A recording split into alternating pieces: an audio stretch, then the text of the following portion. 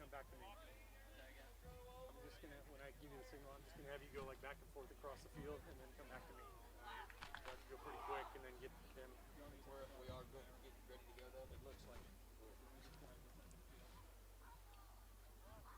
Yeah, that's fine. Okay, Kristen says we're good. So we're live.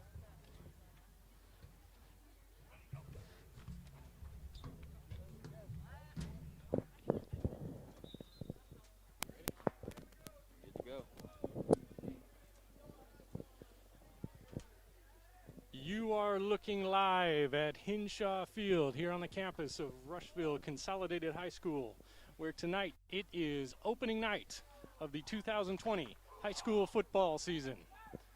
I'm Paul Nichols. I'm here to call the action for you. Alongside me is Nick Lawler. He's going to help me call the action. Nick, it's good to see you. Thanks for helping us out with the broadcast tonight. Absolutely. Thanks for having me here, guys. I'm always excited to talk Lion football. All right. Well, with the pandemic and everything that's happened, I think we're all just kind of ready for some football now, aren't we? Oh, absolutely. I've been ready for football since it ended last season, so I'm hoping today to kind of crave that hunger and watch some good football. Now, this is kind of strange for you to finally to be up in the stands this time, because for the last 4 years you've been down on the field wearing the red and black for the Lions. So what does it feel now to be up in the stands here? It's a little bit of the same, a little bit different. Obviously, football's football to me, and I love it. It's part of my passion, but at the same time, it's so much different watching the game from up here rather than being down there in the player's perspective. So it's going to be a little bit different experience for me, but, I'm welcoming it with open arms. All right. Well, tonight is senior night, so we are going to turn it over to the PA announcer, and we'll come back when it's game time.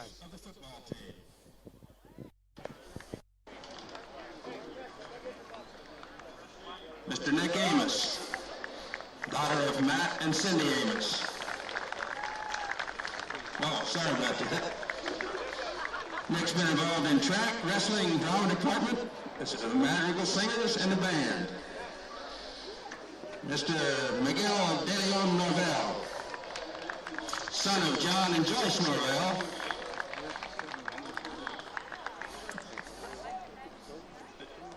And Mr. Miguel will be going to college and study criminal justice. Next we have Dylan DeLucia. Parent is Lisa Lee. Dylan's been involved in wrestling and the WCC construction program. He plans to get an architecture degree in modern arts and design in Ohio. Next we have Colton Griffith, son of Cliff and Heather Griffith. Colton's been in track, the Roaring Regiment, student council, and he intends to attend IUPUI to pursue a career in the medical field.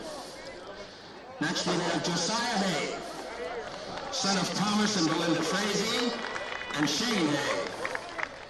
Josiah's participated in track, student council, international club, and the Key Club. Next we have Austin Howard, son of Lou Howard and Chastity Judge. Austin has been in baseball, bowling, the Madrigal Singers, and he intends to go to junior college and play some baseball. Next we have Dan Rector, son of Dan and Amanda Rector. Dan attends Main Street Christian Church and enjoys working with computers. His future plans include college and majoring in information technology. Next we have R.J. Shadley, son of Randy Shadley and Renee Fee. He plans to go to the University of Vincennes and study criminal justice. Next we have Jake Vance, son of Matt and Jamie Vance. Jake participates in the National Honor Society, FCA, Junior Rotarian, Principals Advisory Council, Cheer Block, and Student Council. His future plans include marketing and playing football. Next we have Colton Vaughn, son of Jessica Molson and Jamin Vaughn.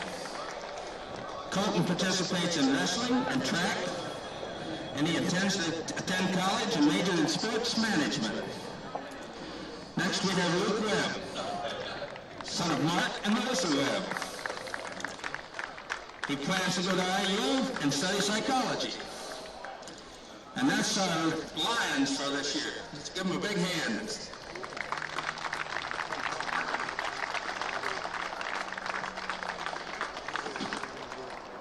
Next we have our senior cheerleading squad. First we have Jada Kravis, daughter of Brian and Alicia Van Nest. Jada participates in student council, Marigold Singers, track, international club, and key club. Plans to go to the Air Force or Army and become a counselor in forensic science. Next we have Annie Hadley, son of Rob and Jill Hadley. Annie participates in track and field, student council executive president, key club secretary, National Honor Society, cheer block, and SAD. Next we have Juliana Zimmerman, daughter of Carrie Zimmerman and Derek Zimmerman. Carrie participates in tennis, community service, international club, student council, key club, and roar club. She's going to medical school and become a pediatric surgeon. Next we have Josie Wagner, daughter of Carrie and Randy Berry. Josie participates in FAF, cheer block, National Honor Society, student council, cadet teaching, freshman mentoring, and varsity scholars. She plans to go to college and become an X-ray technician. And that's your cheerleading squad, seniors. Thank you very much.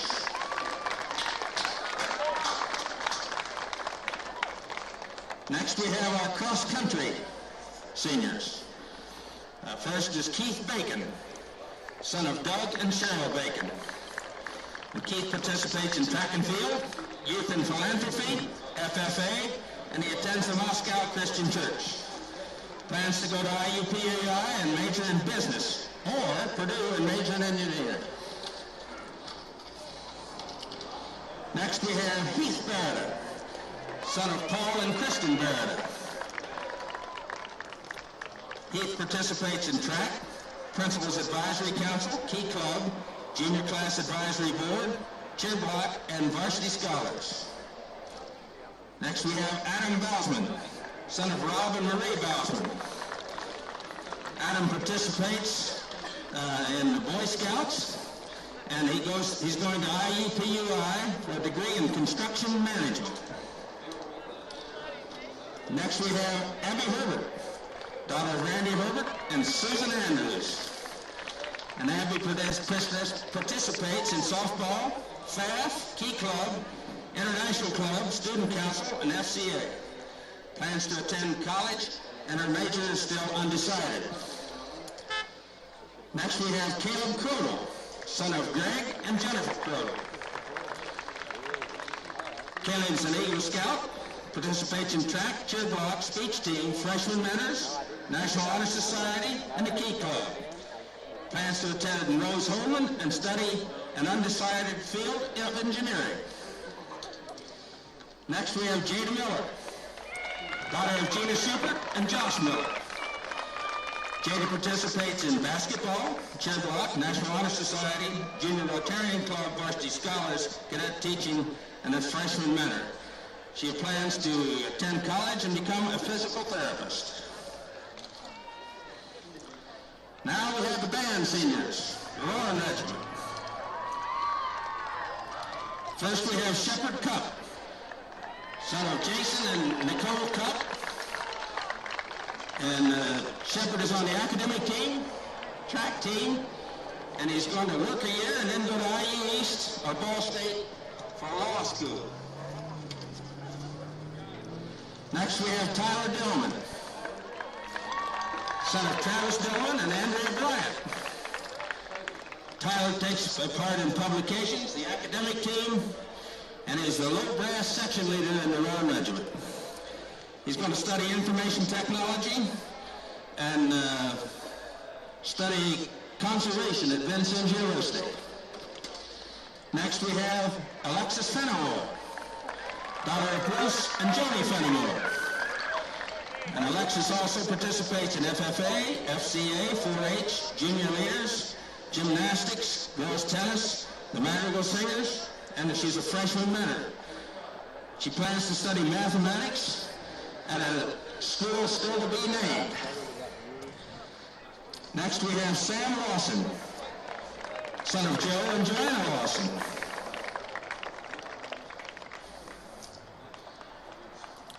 Next we have Caden Palmer.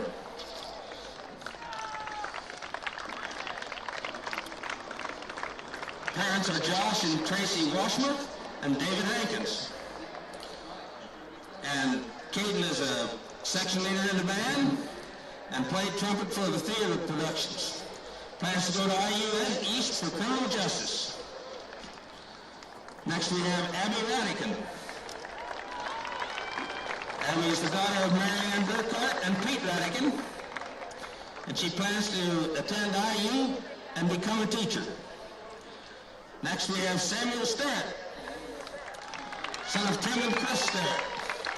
Samuel also participates in varsity cross country, track and field, youth and philanthropy, National Honor Society, the top 10, and Principals Advisory Council and 4-H. He's going to major in architecture and minor in music performance at either the University of Kentucky or Ball State University.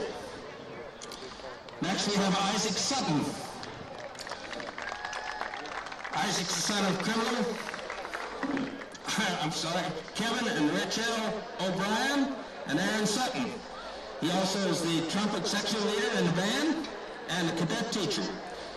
And he's going to culinary school. Next we have Sarah Warner, daughter of Darren and Jennifer Warner. Sarah also participates in track and field, and she's going to serve in the United States Air Force. Next we have Violet Weir, daughter of Tim and Abby Weir. Violet is the drum major of the band. She's in junior leaders, 4-H, Principals Advisory Council, freshman mentor, and the Girl Scouts. Plans to attend IU East University and enter the BSN program to become a pediatric nurse. And that's our seniors for this year. Let's give them a big hand, ladies and gentlemen.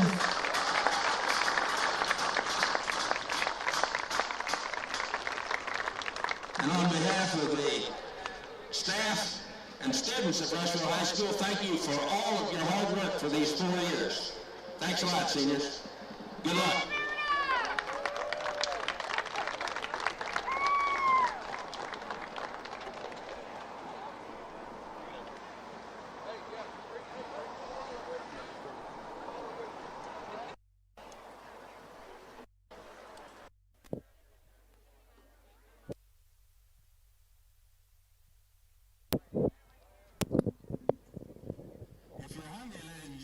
Okay, so Nick, we just saw all of the seniors for the football team, the band, the cheerleaders, and the cross-country team get introduced. You were a senior for football and for wrestling, and you got to go out and be honored as a senior. Tell me what that felt like for you. To me, senior night was probably the most fulfilling part about playing high school athletics. Obviously, it looks a little bit different here today due to all the situations, but nothing got me more ready, more excited, more motivated to be out on the field, be out on the mat, be out on the track, than knowing that the culmination of everything I worked up to is coming to this day. But that being said, it is kind of a bittersweet moment. You start to realize that you can't take these kind of games for granted, knowing that it's your senior night. Things are starting to wind down. You have to make the most of every opportunity. To me, it was one of the biggest motivational factors I could have possibly had my senior year, and I know it'll be a big factor in the way that these seniors play here tonight. I totally agree with that, and having been a parent and walked out on the senior night, not only for my own 2 kids, but for several exchange students that we hosted, it's an unbelievable feeling to hear your kids or your exchange student's name called and to walk out there and to see the appreciation that the fans have for all of the hard work that you put in, through all of the practices, all of the effort during the competitions, and that. It's a very proud moment as a parent to stand there with your kid and see that appreciation. So it looks like we're about to see the band take the field, I'm glad to see, because we were actually uncertain as to how this was going to work, but the band is going to take the field to play the national anthem for us. So we're getting ready for that to happen here in just a few minutes. So, Nick, these players have gone through practice after practice on hot day after hot day. They're getting their last words from Coach Rector now. What kinds of things is he telling them? Well, from my experience, Coach Rector, he's not a yeller. He's not going to get in your face. He's not going to yell at you to get motivated. He believes that your motivation should come within. You should be personally and, within yourself motivated to go out and do your best every play. So he's not going to go in there and he's not going to start a big riot of any sort and get people excited. It's a quiet experience, but it's an interior. It's like an inside thinking process. Everything you do in that barn out there at the 4-H livestock building, it's to get ready for every single play of the night. You're doing all your thinking then, so that things seem so much easier out here. So he's in there telling everyone, make sure you know every single play. You know what to do. You know what to do for other people on every single play. You should know what every position is about to do, every single play on offense, every single play on defense, and really being prepared to go out there and play the entire game. Keep your bodies rested. Don't cramp up. Stay hydrated. Play smart. And it's really one of those self-culmination moments where you realize, all right, everything that lead up to today doesn't matter. We got to make everything happen right now on the field. All right. Well, here we go. We're about to hear the national anthem played by the RCHS Roaring Regiment.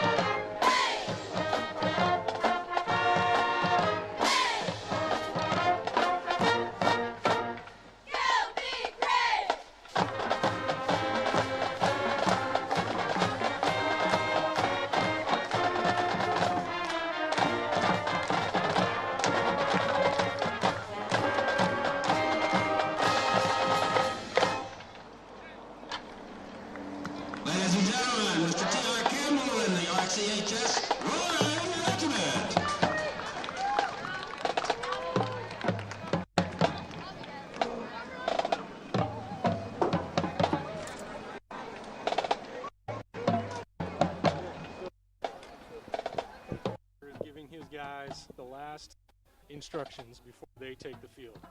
They're about to come walking down the road here and enter the field and come into the tunnel and be introduced. I believe they're doing Metallica's Enter Sandman still. What's it feel like to be in that tunnel and hear that music start blaring, and then the banner opens up and you bust through there? What's that like? When Rector came here and he proposed the idea of the Enter Sandman entrance, we were so excited, to say the least. That is one of the most iconic entrances ever, and just to be a part of it, it gives you that kind of, it gives you so much pent-up energy. You just got to get out there and release it. So it's like the faster you can get through that tunnel on the field and ready to, knock some heads and fly down the field and play some football, it's the best kind of energy you can get right before a game. I know me and my fellow senior last year, Grant Hill, we always made sure we were at the back of the line, and we were the last people to cross through the tunnel because we wanted to make sure we were making sure everyone else got through. We were watching our team through. We were going to be the last people for every single play to be there and make sure everything's taken care of. So it was a great experience, and I was very happy to share that with my teammates. All right, now it looks like we've got a little bit of a dramatic delay because I have not seen the team exit the 4-H building down there at the fairgrounds just yet. So we've got a little bit of an awkward pause here while the band is in position, the cheerleaders and the flag bears are in position, and we're just kind of waiting. So bear with us. What we want to do at this point now is give you an idea of exactly how this came about. With the COVID-19 pandemic and all of the sacrifices and all of the things that we've had to adjust to in our normal lives in order to get through this as a community. This live stream broadcast of this game is just a perfect example of how a community can come together to get past something. The idea of this really was put out by the city of Rushville. And they put out the idea of, hey, we know there's a lot of people that are going to want to watch this game, but they can't be in the stadium because of the rules that we're going by with COVID right now. Is it even possible to do a live stream of something like this? And Rush Memorial Hospital was the first one to step up and say, hey, you know what, we've got this really nice camera in our marketing department. If you guys want to borrow it, that'd be great. And then Uplink Technologies stepped up and said, hey, we can help you get a streaming service through this Boxcast service that we're doing this through. And then Watch Communications stepped up and gave us our own dedicated internet line here so that we can provide a very smooth and a very clear picture of a stream for this game. So, and then the Rush RCHS athletic department stepped up and said, hey, we'll give you a spot in the stadium that you can set up your booth from and broadcast from. So it was definitely a team effort by several different organizations to come together and solve this issue so that members of the community who aren't allowed to be in the stadium right now could still watch the game and get some football in when we all really are hoping to get some football in. So it was a great thing for this to come about, and we've got all those organizations to thank for it.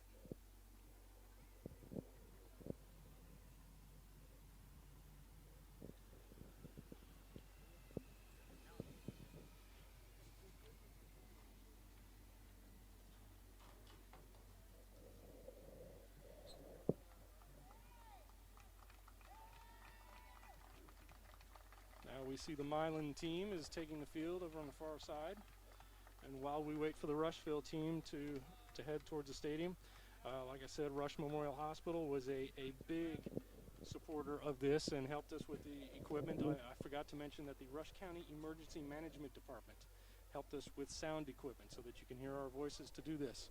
I want to read a statement that the CEO of Rush Memorial Hospital issued. Brad Smith says, Rush Memorial Hospital is happy to present this game on behalf of the Lions football team and all of the students at RCHS. We know this year isn't easy for you, and we want to do everything we can to help bring our community together in support of our team and all of the parents, teachers, coaches, and administration who are working so hard to make this school year possible in spite of all the difficulties. For those of you tuning in, thank you for supporting our team. We wish that all of you could be here in person, but in the meantime, we hope you enjoy the game, and go Lions. That's a message once again from Brad Smith, the CEO of Rush Memorial Hospital. And it looks like The Lions are now making their way towards the field. So here we go, Nick. In just a few minutes, we're going to see some football.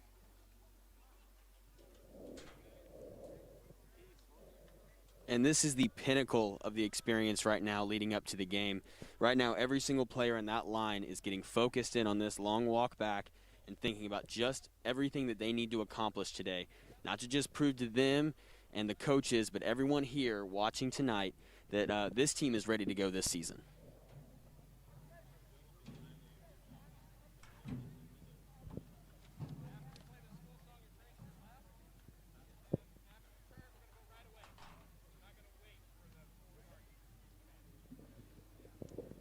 So they are just about to enter the stadium. The band is ready to play. The cheerleaders are ready to run out with them with the flags. We are ready to get the 2020 high school football season going. You can tell people here are just ready to see something happen. We're ready to get back to some sort of normal life, and high school sports are a perfect way to do that. And we're about to see this. Leading the way into the tunnel, it looked to be Austin and Jake Vance, the QB and wide receiver duo, also the friendly brother duo that is looking to make some big plays today on offense. And Jake will also be appearing on defense quite a bit at the cornerback position.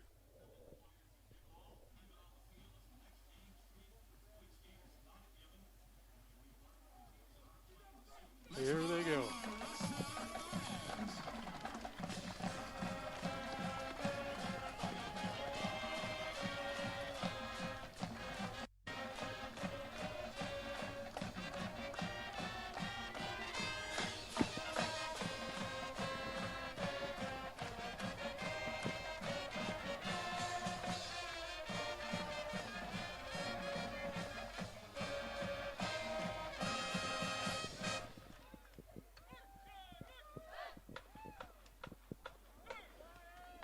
So, Nick, you had a chance to talk to Coach Rector right before the game. Did he have any special words of wisdom that he's given the boys leading into this? Rector was sure to stress that one of the big things he did talk about to his team, things that we have to avoid today, is no dead ball penalties. So no false starts and other penalties like that are going to set them back before the play even starts. He said that he's okay with in-ball and in-play penalties because that's the kind of effort he's looking from for his team. But another thing he made sure to mention quite a few times was physicality. He knows that Milan is a very physical team, and they have been in the past, and he just wants his team to step up and match that intensity, and he thinks that is one of the big keys to getting success, not only on offense, but in the other two phases of the game as well. All right, the captains just met at midfield for the coin toss. And out of that, Rushville is going to receive the opening kickoff.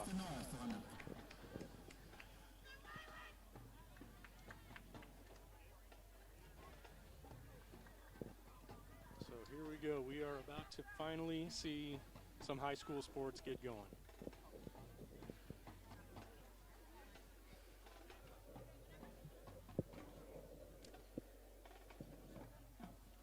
I've heard this question asked by fans, Nick, and I'm sure maybe you've heard it before. Do you think it's a good idea to be wearing a black jersey and black pants in the hottest part of the year?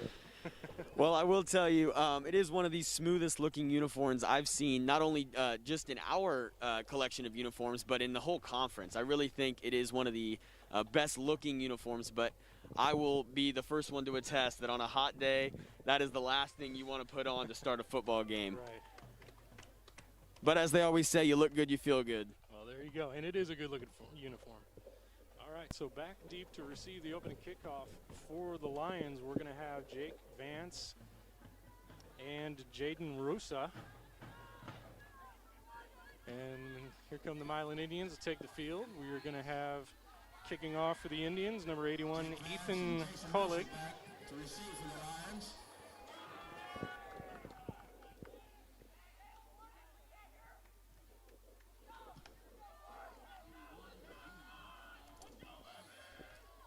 Ethan Carr will be doing the kicking for Milan.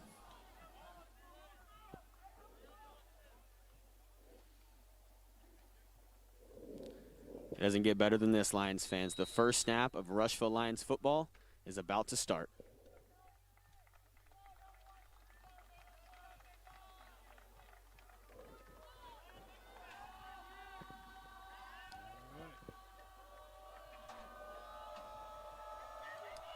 And the kick is up. Here we go. Looks like Jake Vance is going to pick it up, and he's going down the far side. He's got a little bit of room over there. Up, and he's tripped up. A great shoestring tackle over on the far side. Looked like he was brought down somewhere around the 18-yard line, and the Lions will get started 1st and 10 from there. And that's one of the things you're going to see a lot from Jake Vance. You saw there with a dribbling kickoff that it was going to be a hard ball to pick up, and he turns around and was able to make something out of it. He's got that really explosive speed, and they're looking to get him on the outside and up the field as quick as possible. All right, we've got number 21, Josiah Hay, starting at running back behind Austin Vance, the quarterback, and it's a sweep to Jake over on the right side. And he's brought down. It looks like, yep, we do have a flag on a play. I got a feeling that's going to be a face mask. I definitely saw some contact there with the face mask. Whether or not they're going to call that or anything else, it appears to be the most obvious thing, and it is a face mask. Yep. So that's going to be a big penalty to get started. Get the Lions off to a good start yardage-wise. That is one of the things that Coach Rector likes about running those outside plays. It makes the angles on tackling so much more difficult for those defenders, and sometimes those can lead to a lot of penalties like the face mask we just saw. So they're stepping it off from about the 20. It looks like that's just a 5-yard face mask penalty, so that's bringing up now. Oh, they're calling it still 1st and 10. Up. We got a little delay here. Milan had not yet picked up their tee from the kickoff. Ball boy was quick to get back to the sidelines after the whistle. All right, and they're calling it 1st and 10 for Rushville. He's got a pass down the right side to Jake, and it's just out of his reach. That's falling incomplete. It's going to bring up 2nd down and about 8. That appeared to be one of their RPO looks, which is one of the things that Coach Rector is using to kind of get in the head of those young linebackers that Milan has. They graduated 2 senior linebackers from last season, and he said a lot of misdirection is going to be the key to getting them off their game today.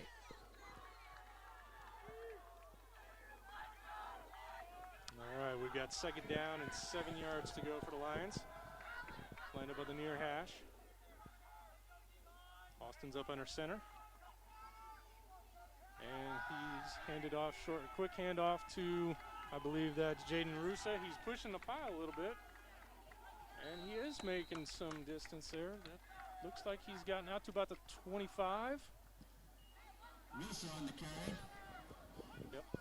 He's at the 25-yard line. That's going to bring up about 3rd and 3 for the Lions.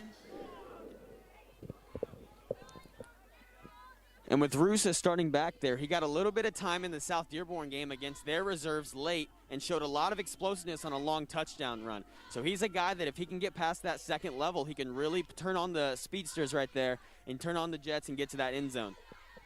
All right, this is a big play to keep this drive going. 3rd and 3. Austin Vance up under center.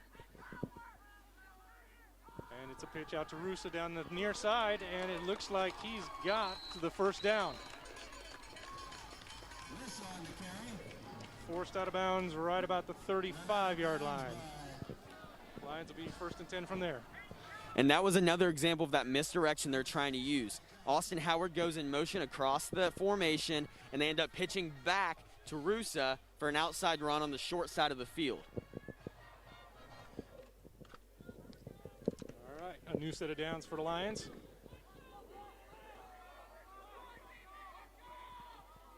Austin Vance up under center. He's got 2 backs in the backfield.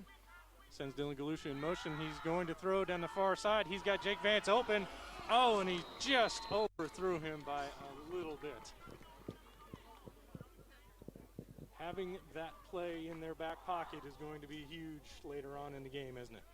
Absolutely. That connection could be the key to a victory here, and especially big success on offense. It appears that Jack Barnes is going to step in now at wide receiver as Vance jogs to the sidelines. All right. So they took their big shot. Now they've got a 2nd down and 10.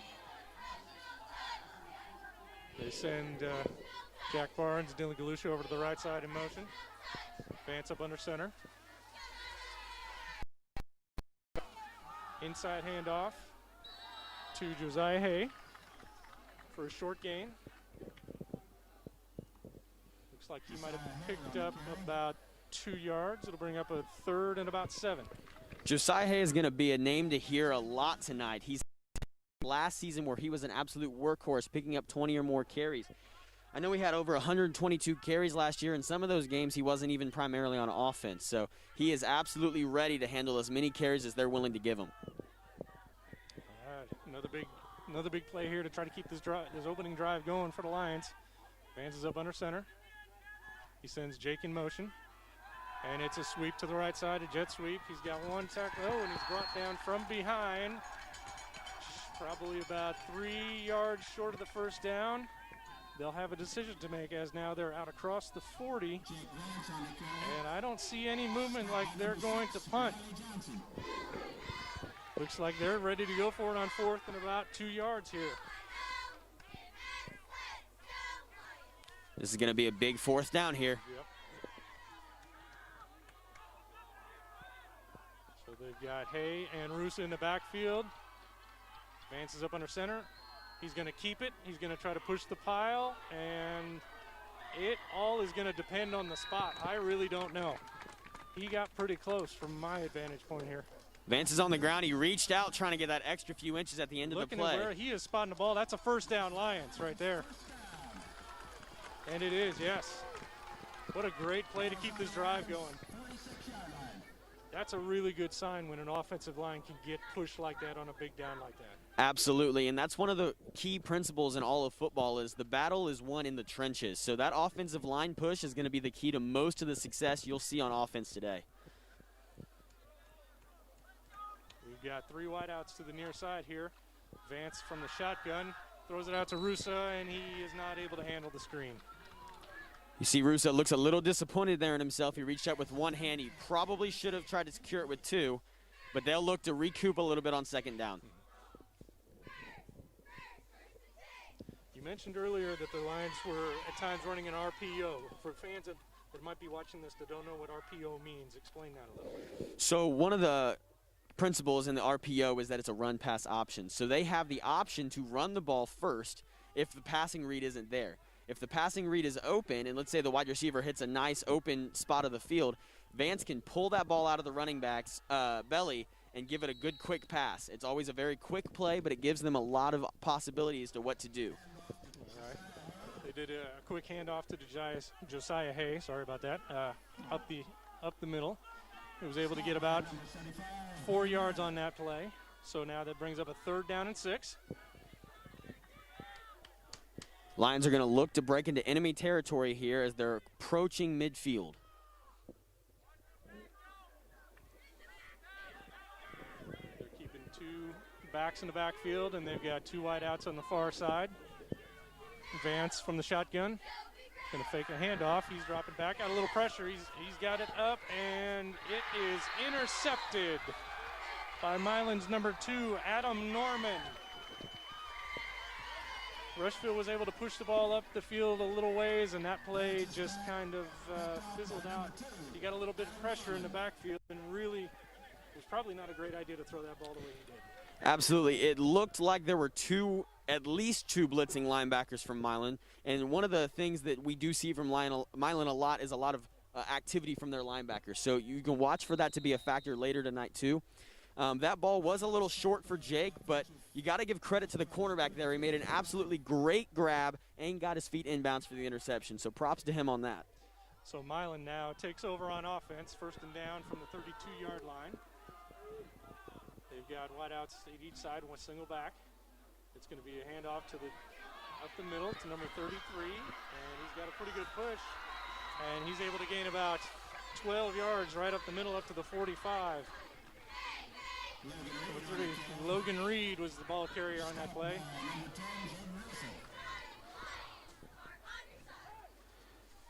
Lions need to emphasize a little bit better their CRC players. That was one of the main focuses Rector emphasizes, the cutback, reverse, and I lost my train of thought there for a second, but they do need to stop those cutback lanes to prevent those fast running backs from being able to cut back into an opposite hole and gain more yards up the field. Right, and they've gained 20 yards on their first 2 plays and handoffs up the middle with number 33, Logan Reed. So they're going to need to plug some holes up the middle there if they're going to slow this Milan offense down. Absolutely. Rector was very adamant that his defensive tackles were looking very good in practice all week and are ready for this game. So hopefully they can pick it up a little bit here and plug those interior holes and force Milan to have to use their arms a little bit more in this game. It's a fake handoff to the right side. Quarterback keeper. Quarterback is number 10, Peyton Wirt. And he's able to gain, looks like about another 12 yards on. Well, no, he got about 10 yards there. And they're not sure. Are they going to measure? Nope. They're going to call it a 9-yard gain. It's going to be 2nd down and 1 for Milan. And that's one of the things you can take advantage of when you have a QB with a lot of athleticism like Milan does. They're trying to lull you to sleep running that running back, and then they're going to slip him right up the seam in the middle and try to get big yards there. So Wirtz in a shotgun. And he's got Logan Reed, another handoff to the far side, and he's got another hole. He's breaking it out to the sideline down there, and is anybody going to be able to catch him? He dives for the sideline, and they are saying he did not make it in. Looks like they're stopping him just short of the goal line. It's going to bring up 1st and goal for Milan.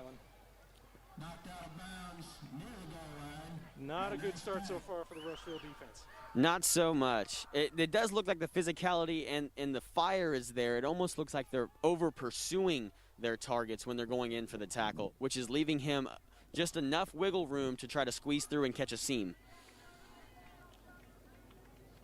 So we got a quick quarterback sneak, and he's in. Touchdown, Milan. They take an early lead here in the first quarter. Now that looked the Rushville defense looked very unprepared there. QB ran up real quick to call for the snap and the QB sneak. That's just something you've got to program in yourself to be ready at any second to attack. It almost looked like he was running up as if he was going to change the play, but then faked everybody out and took the snap anyway. So, yeah, we've got to be ready for that. So set to kick. They're going to try a kick next point, number 81, Ethan Colleague puts it through the uprights to give Milan Indians a 7-point lead here to start the game. So now if you're a defensive coach for Rushville, what can you tell your guys after a drive like that? I'd tell my guys to just try to settle into the position. Look, you gave up a touchdown, but we're only 1 possession behind right now. The offense can step up and do its job. You've got to come back out with the same attitude that it's a 0-0 ball game, and you've got to stop them from scoring any more points. If I was Rushville's defensive coach right now, I'm telling them 7 points is the only thing they're getting tonight. All right, and let's hope so. So we've got both special teams huddling up now to get their plans together for this upcoming kickoff. And the Rushville offense did show a little bit of momentum on their first possession, just a miscued play that caused a turnover. So we're hoping maybe they can keep that momentum going, get this ball back, and maybe score and tie this game up here. And although they didn't score any points last possession, converting on the 4th down like they did, that gives a ton of confidence to an offense. So if they can continue to keep their confidence up and play with the same physicality they showed in that first possession, I don't think they'll have any problem driving back down the field. You see Vance just switches field. It looks like he's mirroring the kicker. Yes, it does. So we've got Rusa and Vance back to receive. They're going to try to do anything they can to get Vance the ball in Vance's hands today. He is explosive in that kick returning lane, and he had quite a few chances last year to take one back to the house. So Ethan Colleague for the Milan Indians set to kick off again. Ball is up, it's headed to the sideline, and that's out of bounds. That's going to be a penalty. We went out of bounds around the 20-yard line. I think the band got to the kicker that time. They did a fantastic job out there. Yes, we do actually have the band playing during the game. They're sitting outside the fence, and not in the stands where they belong. But once again, this is one of the things we just have to work with to get past this COVID thing. So that kickoff out of bounds penalty is going to bring the ball out to the 35-yard line, and the Lions will start 1st and 10 from there. Take the ball at the 35-yard line.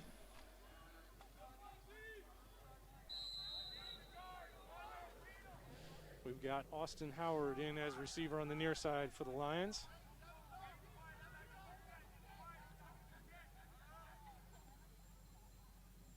Vance is up under center. He sends Jake Barnes in motion, or Vance in motion, and it's a handoff to the near side. He cuts it inside and is able to get about 2 yards out of that carry.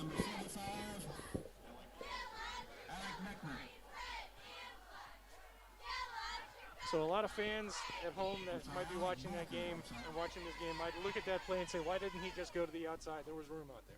Well, here's the Rushville actually has a lot of plays that are programmed for Jake to stick his foot in that ground and turn up in the C gap.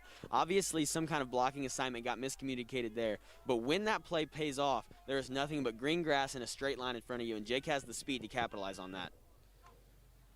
So Vance from the shotgun hands it off to, I can't see the number there, but they get a short gain out to about the 39-yard line. That's going to bring up 3rd down and about 6 for the Lions. And that was Drew Miller on the carry there, number 34. Another big play here to keep this drive going for the Lions. Last year when I played, I remember Drew as an offensive lineman, so it's great to see him out there more in the best shape of his life and getting to play some running back now. Right. We've got Jonah Schubert in at receiver now on the near side. Vance in the shotgun. Takes the snap. He looks it back, and he's throwing to Josiah Haig. He's got some room to run. He stiffs arm one tackler. He's able to get out. Oh, and they're going to say he's out of bounds right up here. They're going to mark him out of bounds at the 26-yard line of Milan. A huge gain for the Lions. They set that play up perfectly. Every single Milan defender was looking the opposite direction, and he gave a great pass into Josiah. Little high, but Josiah was able to corral it in, and he had a huge lane ahead of him, and he made a great job. He has that speed to take it up to the next level. If he wouldn't have stepped out of bounds, I think he would have gotten away with a touchdown there. That's another one of those plays that's going to keep the defense on its toes throughout the game. And we've got a timeout now, Milan. Looks like they were about to get caught with too many men on the field with a late substitution there, so probably a good move to call a timeout and not get caught in that. So it does look like the Lions offense still has some fire now, even after that turnover early. The defense gives up a touchdown. They're now in scoring position, so they look like they've got the right mindset right now. Absolutely, and I see Coach Schleicher down there with his play calling sheet. I know he's got such a creative mind and loves to mix it up with a lot of really cool concepts. So I can only imagine how much his head is buzzing right now with all the play opportunities they have.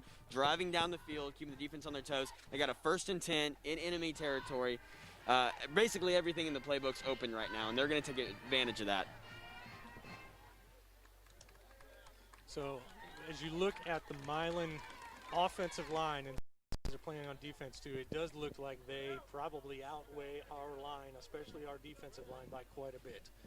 When you've got guys that are that much bigger than ours, what do you do to try to get past that hurdle?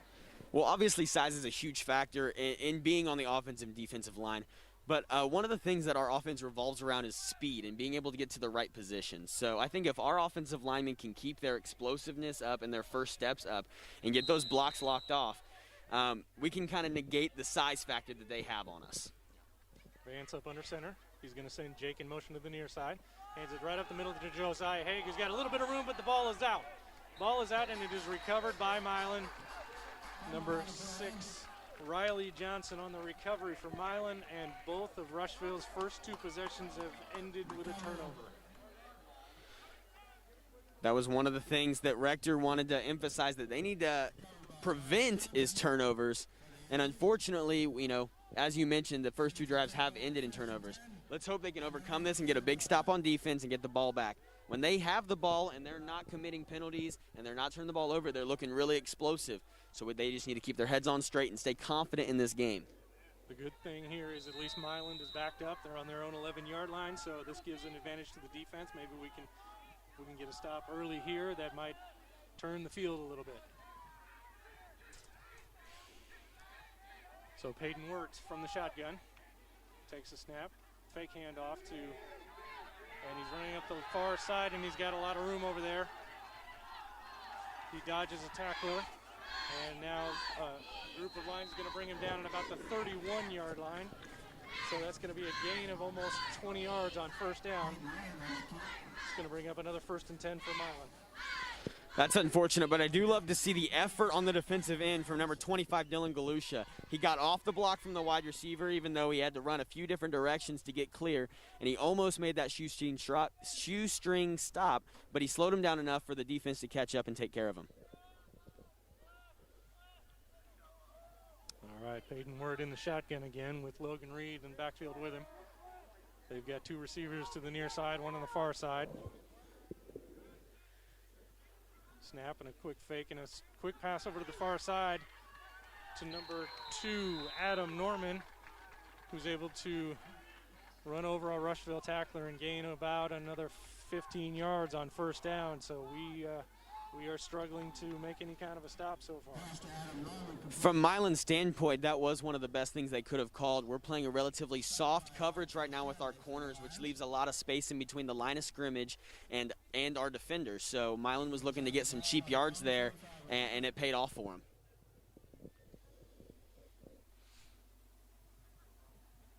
We've got a little bit of an equipment issue with one of the Rushville players. Looks like maybe something on his helmet wasn't snapped just right.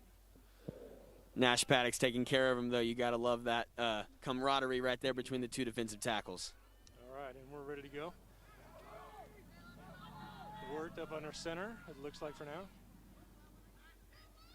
Takes the snap, handoff to running back Logan Reed, and he's got some room on the far side again, and he's able to get about 10 yards. So it's going to bring up another first down. The Lions are really going to have to figure something out quickly. Looks like they marked him just short of the pylon, so that's going to be 2nd down and a short yard to get to the first. Like I mentioned earlier, it appears the Lions are just over pursuing. The speed and the target path that they're taking to the ball carrier is right. They're just over pursuing, and it leaves a lot of room for those runners. They need to settle in and really get those touchdowns, or really get those tackles down. We got a big gain by Milan on a jet sweep to the near side with Peyton Cavins. There is a flag on the play. I don't know if that's going to be. The jersey is off of the sleeve of the runner. We've got a holding against Milan, so that's going to come back. Our best defensive play so far has been a holding penalty on the offense. Hey, you'll take anything you can get, Right. Especially at this point. So they're going to walk this off from the spot of the foul.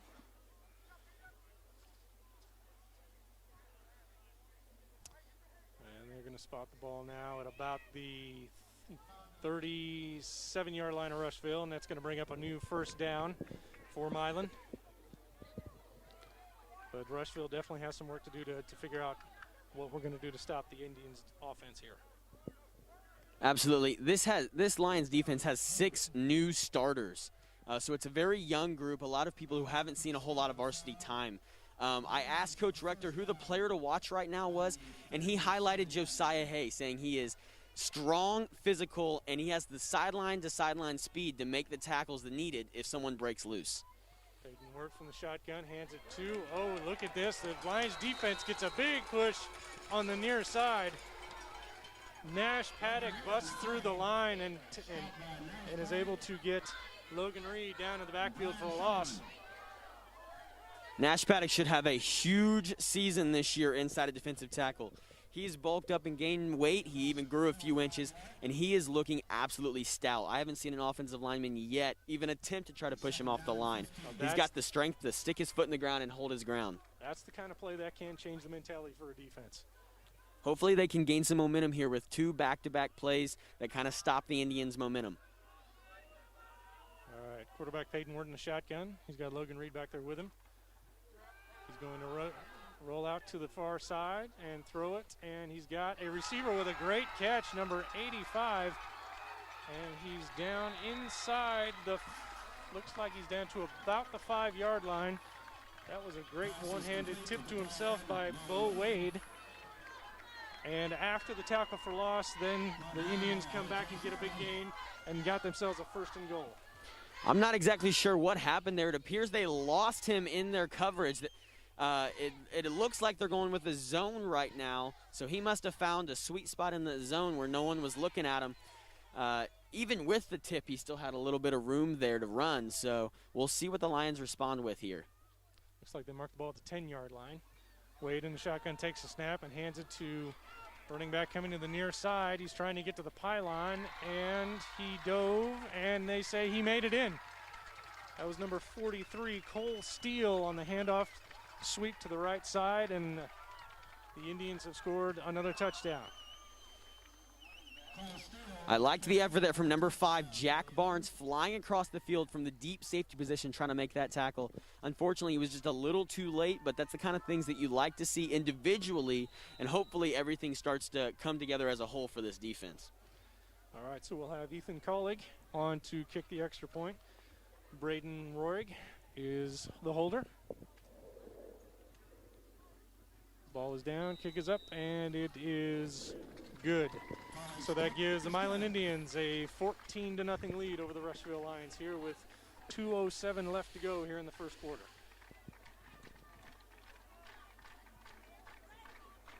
So once again, we see some momentum from the Lions offense. We've got to correct the turnovers. It looks like if they can correct that, they can put some points on the board tonight.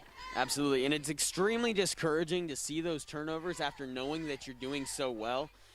But something tells me that one of these drives, they're going to put together something fantastic, and Milan's not going to be able to stop them. And if they can just keep the ball on their side, I think they'll be just fine.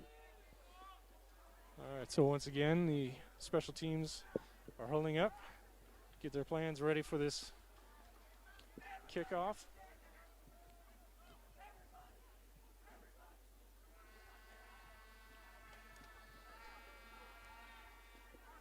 See number 1, R.J. Shadley, barking at his teammates right there, trying to get him excited and hyped up and ready to go back out there for defense. They need to make a really few key stops and before the second quarter so that they can stay in this ball game. That means a lot when you've got one of your senior guys on the sideline trying to get you pumped up even after the other team has scored, doesn't it? You absolutely love to see that energy. I know it was one of our biggest emphasizing points was to make sure that everyone still had their head in the game, even if things weren't going right all the time. All right, so we're getting ready for the kickoff again. We've got Rusa and Vance back to receive. Ethan Collig set to kick off again. He's kicking off on the near hash mark this time.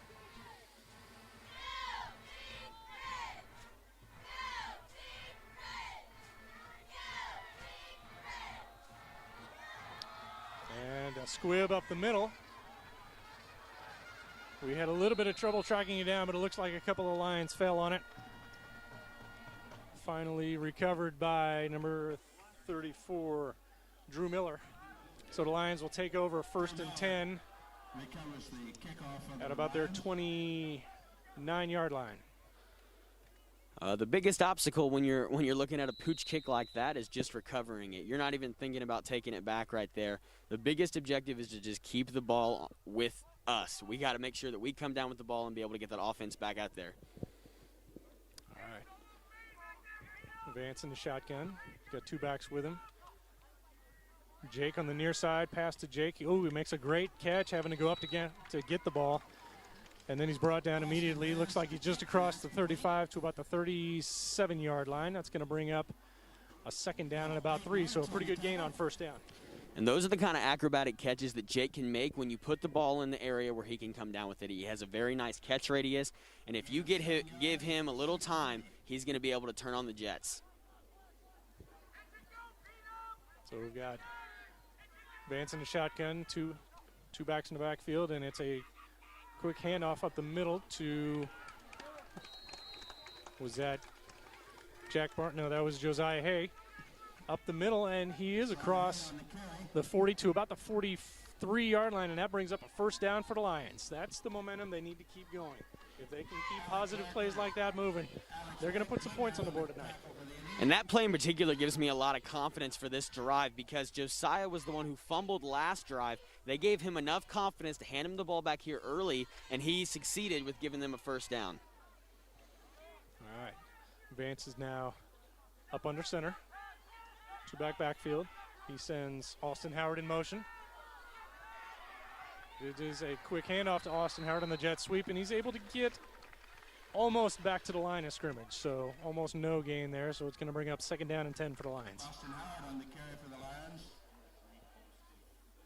Cole Steele on the tackle for the Indians. Austin seeming to walk with a little bit more of a pep in his step this year than he did last year and taking control of that offense. I think he knows that he's got to step up and take a big role in this offense for it to succeed, and you're starting to see it out there on the field.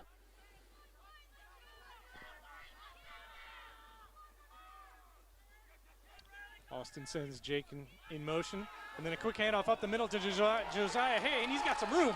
Got one tackler to beat. Oh, and he is brought down from behind by number 6, Riley Johnson. A huge gain for the Lions. It's going to bring up 1st and goal from the 5. And that's a great patience from Josiah there. When he first got the ball, it didn't appear to be any kind of opening. He stays put for a second. All of a sudden, the hole opens, and he explodes through. And that's the kind of plays that are going to be key to this year. Now we've got to punch it in. We cannot afford another turnover or a silly mistake here. We've got to punch this in to give this team some confidence now. Vance up under center. Hands up to Haig up the middle again. And he's pushing the pile. The pile is still moving, and now they are saying he was down. They're calling him down at the 1-yard line. Yeah, forward progress got the best of him there, but they're right next to the end zone. And at this point, all you can think, you can almost sniff the points right now. You can feel it. And so right now their biggest objective is just going to get that, punch it in real quick, get that defense back out there and try to build that confidence. That's right. So that's the end of the first quarter now with the score 14-0 Milan Indians over the Rushville Lions.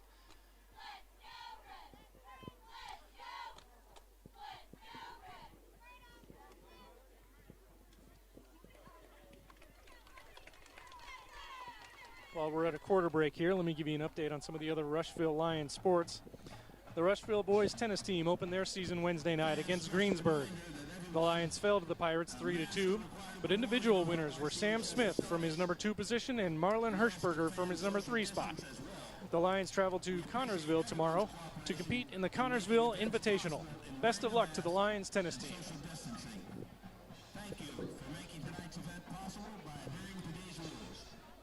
Another Rushville team that got their start already, the Rushville Lady Lions volleyball team opened their season Monday night at home against Franklin County. The Lady Lions fell to the Lady Wildcats 3-0, but the ladies bounced back Wednesday night and celebrated their senior night with a 3-0 victory over the Tri-High Titans. The Lady Lions traveled to North Decatur on Monday to take on the Chargers. Good luck to the Lady Lions volleyball team.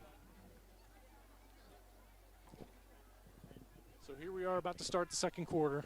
We've had some ups and downs. We've had an offense move the ball really well, but committed 2 turnovers that led to 2 Milan Indian scores.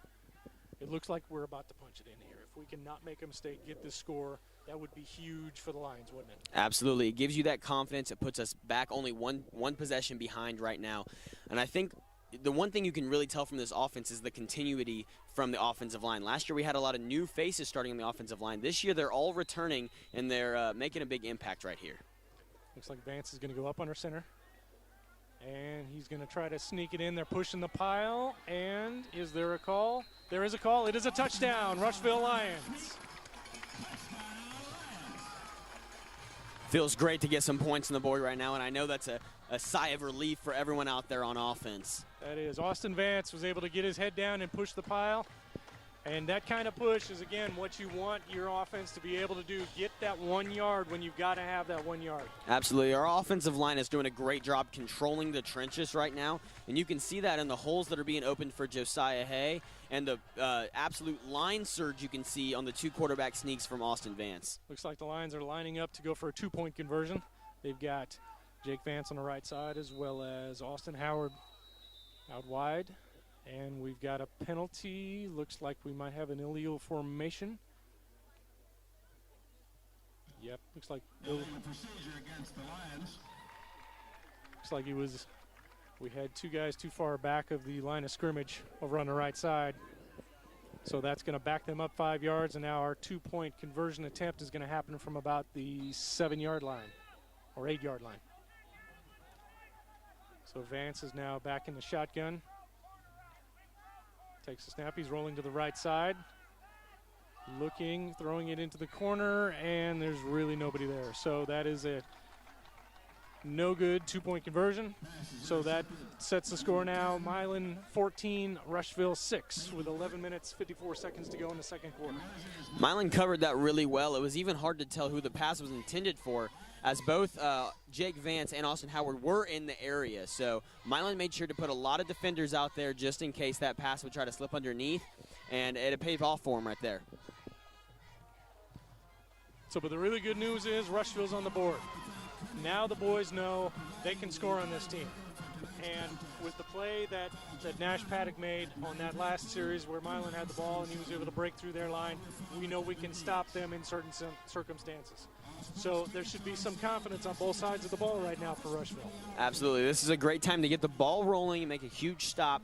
If they can and put another score up before halftime, this is a perfect situation to go into halftime. We're going to have to see a lot more positive plays from the defense here to make sure that this game can be clinched. So we've got John Alexander set to kick off for the Lions.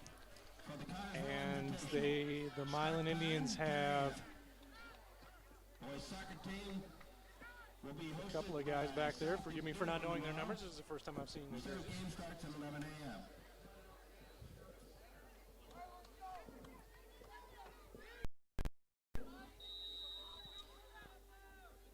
John Alexander with the kickoff. It's a line drive down the right side. Picked up by number 22 of Milan. He's able to find a little bit of room down the far side. And he's finally brought down by a couple of lines over there. Looks like who met him first is at 26. That's Matthew Comlans. Able to make the tackle. So Milan takes over 1st and 10 from about the 43-yard line. There's a flag on the play. Looks like we do have a penalty flag. And it's going to be holding against Milan. So it's going to back them up a little bit. They will take over on the 31-yard line. So now Milan is at 1st and 10 on about their 31. So despite the penalty, the defense is going to start off with not too bad field position here and really have to make the Milan Indians work for this next score if they're going to try to punch it in. All right, Peyton Ward up under center. And he's just going to take it himself right up the middle. Try to push the pile, and they do push it a little bit. Looks like he's able to get out to about the 35, 36-yard line. Looks like it's a gain of about 6 yards. It's going to bring up 2nd down and 4 for the Milan Indians. That is kind of an interesting call on 1st down with a QB sneak, but it appears they feel confident they can catch our defense off guard, and that's what you're going to see with the quarterback sneak on 1st down. We've got a little bit of it. Looks like a timeout here. Is it another equipment timeout? No, it's just Milan coaches taking their time, getting the signal into their players. And they've only got 1 on the shot clock. They're going to get a delay of game. And they did. They took too much time getting that call in. And Milan's going to be backed up again for a delay of game here. So they succeeded in catching us off guard on 1st down, only to get the delay of game penalty right there and set them right back to where they started. So that sets them back to about the 36-yard line. Or no, that's about the 31. 31-yard line, 2nd down and 10 for Milan. Looks like Wirt's going to go in the shotgun now. He's got 3 receivers to his left. He's rolling to his left side. Pass is caught there by number 45. That's Alec Barker with the catch, but just a short gain on that play as the Lions defense was able to step up and get to him right away. And that was a good tackle by Adam Sizemore. He actually started last season at inside linebacker before making the transition to outside about halfway through. And you can see it's been a very good transition for him as he starts this year at the outside position.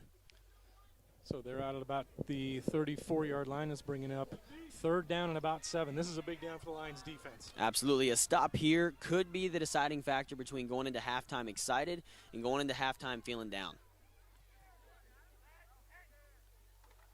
And a jet sweep to the right side with number 22. That's Peyton Cavins. And the Lions are able to stop him with just a short gain, if a gain at all. Looks like they may have gotten him behind the line just a little bit. So looks like it's Good. Adam Sizemore with the tackle again, so that's back-to-back good plays from Adam Sizemore, but there appears to be a Lion on the ground. Yeah, not a good sign. We've got a Lion down. It was a great defensive play by the Lions there. They're backing Milan up to bring up a big 4th down.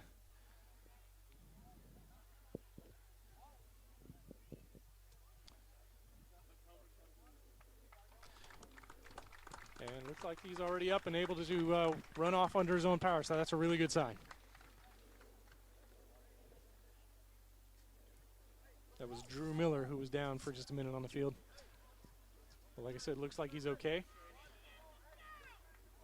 So while they're taking a look at him, Lincoln Comer is going to come in, it looks like, and take his spot over at middle linebacker for a few plays.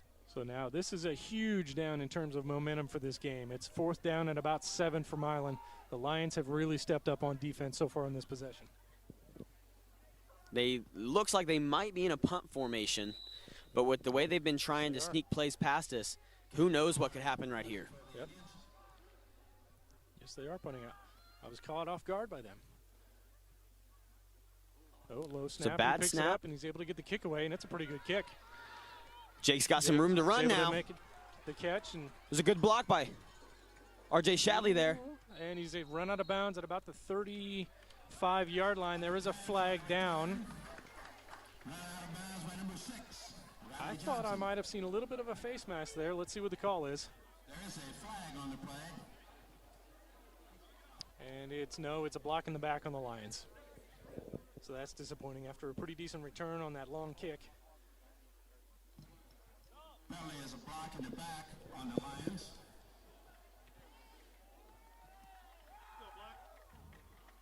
So that's going to back up the Lions. The good news is we were able to stop Milan. We were able to slow that offense down, get the ball back. The Lions now have 9 minutes and 44 seconds to try to put some more points on the board before the half. Absolutely. This is a lot of the positive momentum you like to see right now, getting the ball back in this Lions offense that has been driving the ball down the field consistently. If it weren't for the turnovers, this Lions team could have, 3 touchdowns by now. All right, with the penalty walk-off, that puts the ball down at the 26-yard line where it's going to be 1st and 10 for Rushville.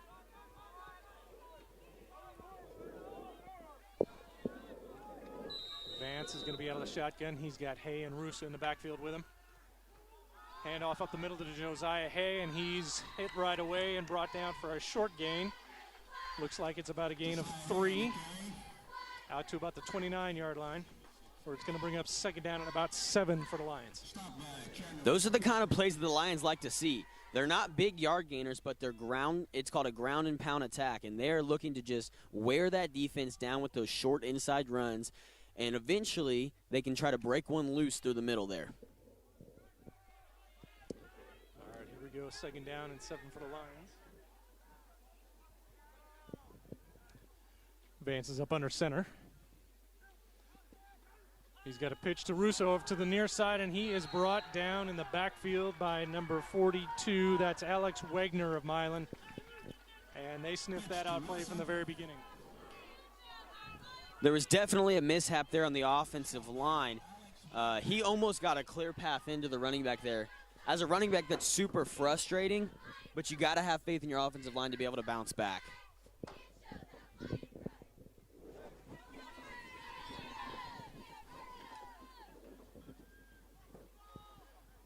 All right, so 3rd and about 11 yards for the Rushville Lions here. Vance is going to take snap from the shotgun. He's got 2 in the backfield with him. Rolling to the far side, looking for Jake. He's got Jake at the 1st down marker. He's able to break a couple of tackles, and he's able to get out close to the 45-yard line, and that's going to be a first down for Rushville. Absolutely. Get the ball in number 7's hands in crucial situations, and good things will happen. Last year, he had 167 yards off 14 touches against Milan, so he is looking to reproduce those similar numbers. All right, so we see that the Lions offense still has some momentum. So now they're close to the middle of the field. They can keep this momentum going. This looks like a good sign for them, possibly getting another score before the half. Vance from the shotgun. Hands it up the middle to Josiah Haig, and he is stopped right away. They're pushing the pile. No whistle yet. That pile is still moving, and it looks like they may have gained about 5 yards out of pushing the pile there. And that is the kind of absolute intensity the offensive line is bringing. I've mentioned it earlier. Josiah almost got stopped. It looks like his jersey was being grabbed before he even got to the line of scrimmage. And somehow, some way, that offensive line was able to just absolutely drag him and push him up the field. And it looks like they gained 4, maybe even 5 yards on that play. All right, so it's going to bring up second down and 6 here for the Lions. They send Austin Howard out wide to the right side. Vance up under center. 2 in the backfield. And a handoff up the middle to Josiah Haig. He avoids the first tackler and is able to drag a couple of tacklers forward for maybe a short gain. Looks like maybe you got 2 yards there. That's going to bring up a third down and about 4 or 5.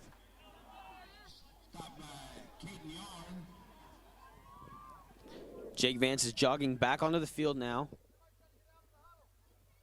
And Dylan Galusha will walk back towards the sideline. So it's a third down situation. Last third down, they will look towards Jake. Let's see if they do that again. All right, here we go, where they've got Vance and Howard wide to the right side. Vance out of the shotgun, takes a snap. Short pass to Rusa, who is able to get out across the 45-yard line, and that is going to be another first down for Rushville.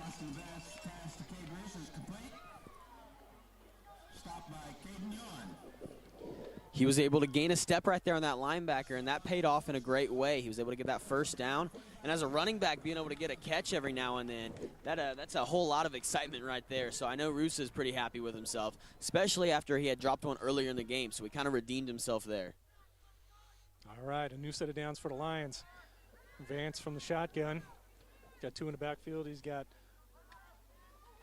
2 receivers left and a quick handoff up the middle towards Josiah Haig, who's able to go quite a ways forward, and he's finally brought down by number 6, Riley Johnson. And that's going to be another first down for the Lions, and they are really moving the ball now. And I know Josiah right now is thanking his entire offensive line. There was a huge hole right there. I could have pulled my car through it. So Josiah is definitely loving the way of offensive line is playing right now, and it looks like he's going to walk to the sideline and take a quick breather. He's been playing both ways most of the game, so seeing that kind of that they're rotating him in, letting him get fresh, that's going to be a huge benefactor later in the game. And it looks like Milan has called timeout.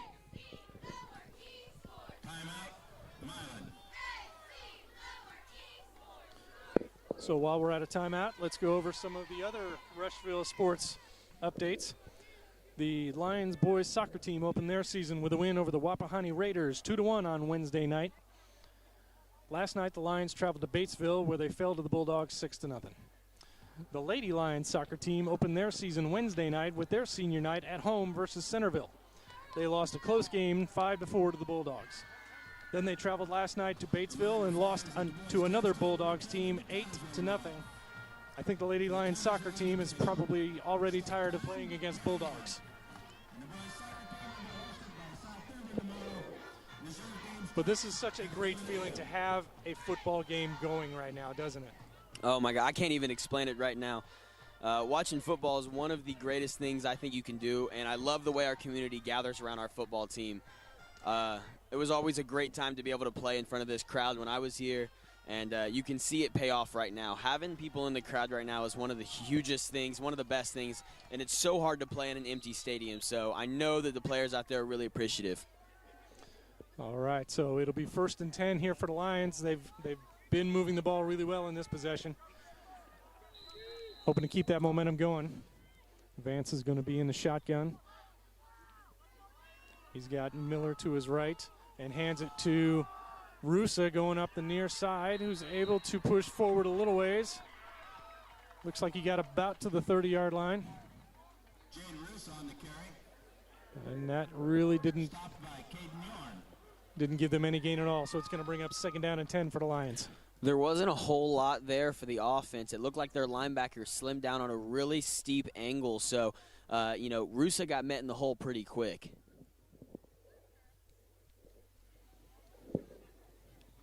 So now with 2nd down, let's hope that timeout didn't slow them down at all. We've got Miller to his right and Josiah Haig to his left. Vance in the shotgun, takes the snap, hands it to Miller, going up the middle, over to left guard. He's able to jump forward a little ways. Looks like he get just across the 25-yard line. It's going to be a gain of about 6. It's going to bring up 3rd and 4 for the Lions. Miller had some moves on that run. He showed a little shake in his shoulders right there. I love that. He's looking for a little misdirection there.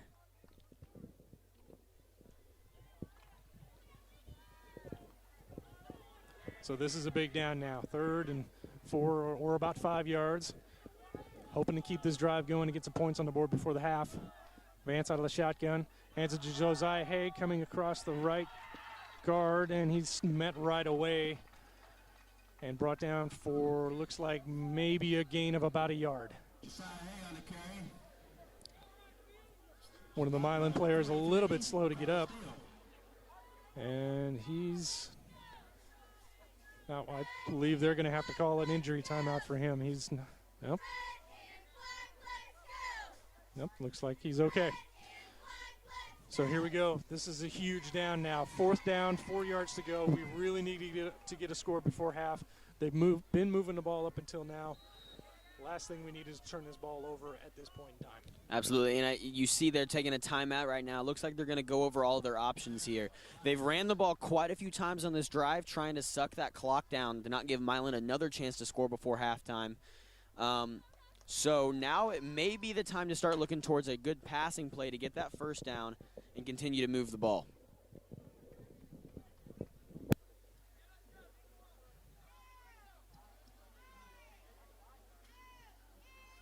Fans, we got steak sandwiches up here in booth, and they are very, very good. You better get down to the south end of the field. All right, while Rushville's doing this timeout, let's give you an update about the cross-country team. The Rushville cross-country team opened their season Monday night at Triton Central.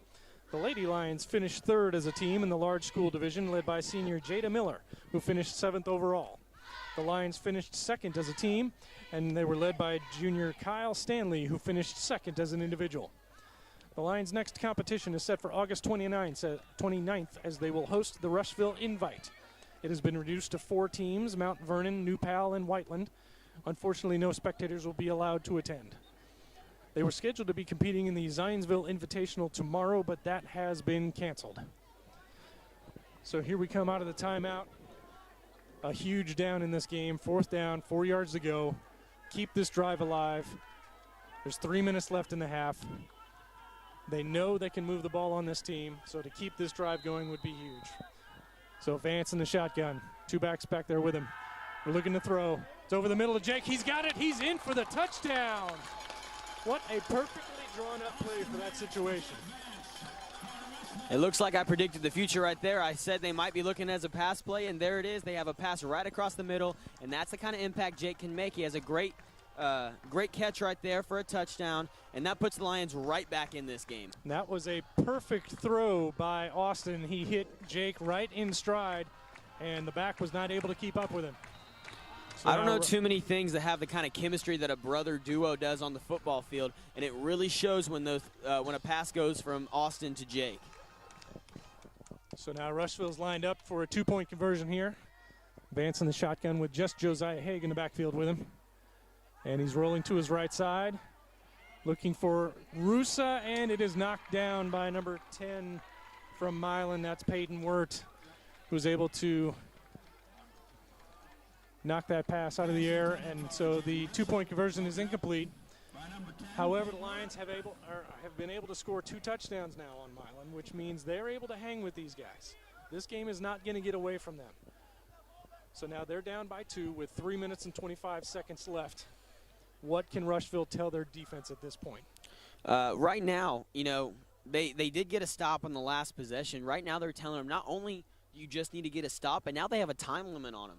You know, they've only got 3 minutes and 30 seconds to make something happen. So you might see a little bit more of the passing attack out of Milan right now as they're looking to get faster plays on the board. That was one of the things, the passing attack last year, that Milan was able to succeed at a lot. Coach Rector had to say pregame that they plan to put Jake Vance on defense more to stop and negate that passing game that Milan's shown that they can do. Not only that, but they have countered some of the offensive schemes that Milan had used last year to be able to gain a little bit of advantage on our corners. So we're set to have John Alexander kick off for Rushville. Three players back to receive from Milan. A good high kick from John. Oh, and it's tapped, but then picked up by number 22. And Rushville is able to corral him before he gets too far. Looks like he got out to about the 25-yard line, where Milan is going to have 1st and 10 from there. And that was an absolutely great kickoff coverage right there. You see the tackle by Drew Miller, but he was actually corralled into Drew by Rusa, who was the first man down the field. So you love to see that kind of pressure from a kickoff unit, especially in crunch time situations like this. That was number 22, Peyton Cavins, on the return for Milan on the kickoff there. So now Milan has it, 1st and 10. Looks like we've got Peyton Ward in the shotgun with Logan Reed in the backfield with him. Shot clock, or play clock down to about 10. And handoff up the middle to Logan. And he's able to avoid one tackler and then is brought down from behind by number 17, Adam Sizemore. So a decent gain on 1st down for Milan. It's going to bring up a 1st down. That was an inside zone run play by Milan there. They spread the defense out by putting 3 wide receivers out there on the field.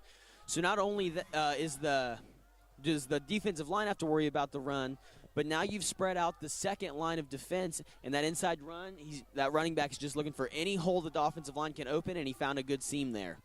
All right, 1st and 10 for the Indians. Wirt out of the shotgun. He's got Reed in the backfield with him, sends number 22 in motion. And it's a keeper. And he's got some room up the middle.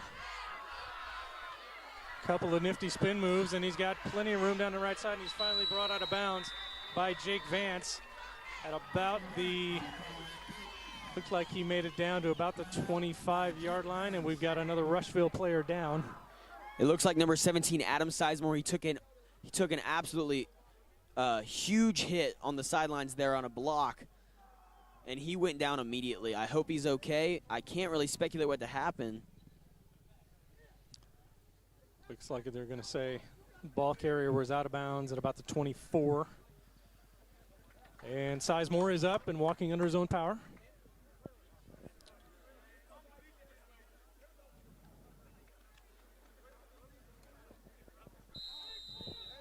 It's good to see someone pop up after being on the ground like that. Hopefully he just got the air knocked out of him and he'd be ready to go back in a few plays.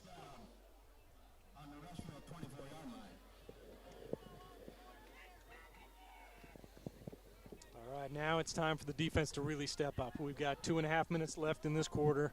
Milan with a huge gain there has really flipped the field. They're now at the 24-yard line.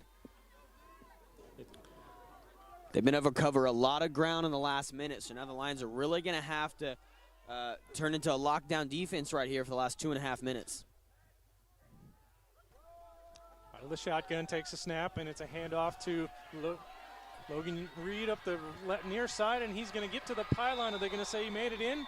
Yes, they are saying that is a touchdown. Another touchdown for Milan. And that's where the youth on our defense kind of shows a little bit. Milan decided to run a counter play there, so he stepped one way and cut back the other for the handoff, and the defense was caught a little bit off guard by that.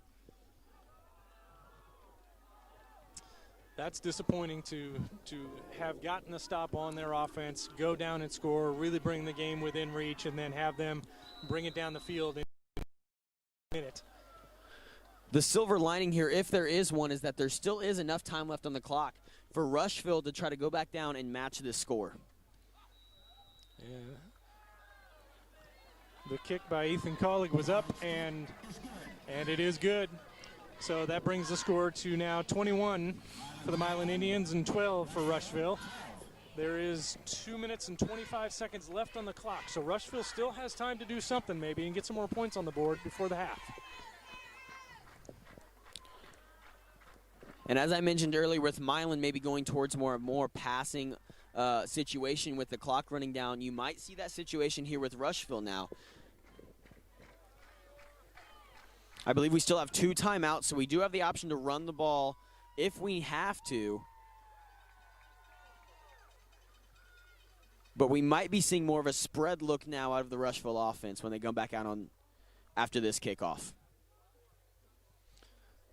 As we wait for the kickoff teams to get set, let's give you an update on the girls' golf team. The Lady Lions golfers traveled to Franklin County last night. Isabella Wilson and Claire Watts both scored their career best rounds, but the Lady Lions fell to the Lady Wildcats. They will hit the links again tomorrow as they travel to the New Pal Invite with a 1 o'clock tee time. So we've got Jake Vance and Rusa back to receive the kick from Ethan Collig of Milan. You could hear Coach Rector just now yelling at his kickoff return unit to watch for the onside kick. Milan has tried to catch us off guard a few times tonight, and who knows if they could try to do that again. So he's just trying to make sure that his team is prepared for anything. Milan struggling to get their lineup set. Now they're set. Another squib kick up the middle. Recovered by number 34, Drew Miller. And there's some excitement there. Out, it looks like the ball may have been knocked loose. All the Milan players are anticipating it's going to be their ball. I haven't seen an actual call yet. But yep, it looks like they're saying Milan recovered. So we fumble the kickoff, and Milan gets the ball right back at our 39-yard line with a first down, and they'll have 2 minutes and 20 seconds to maybe get another score on the board before halftime.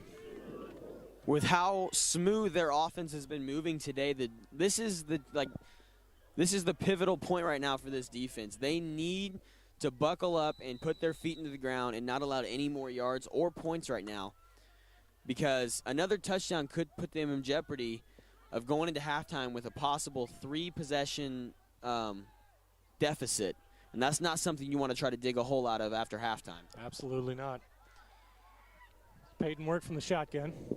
Got Logan Reed in the backfield, and it's a quick handoff up the middle to Logan Reed, and he's met right away. He's able to slide away from one tackler, but he's still met at the line of scrimmage. It looks like he's going to be brought down with no gain.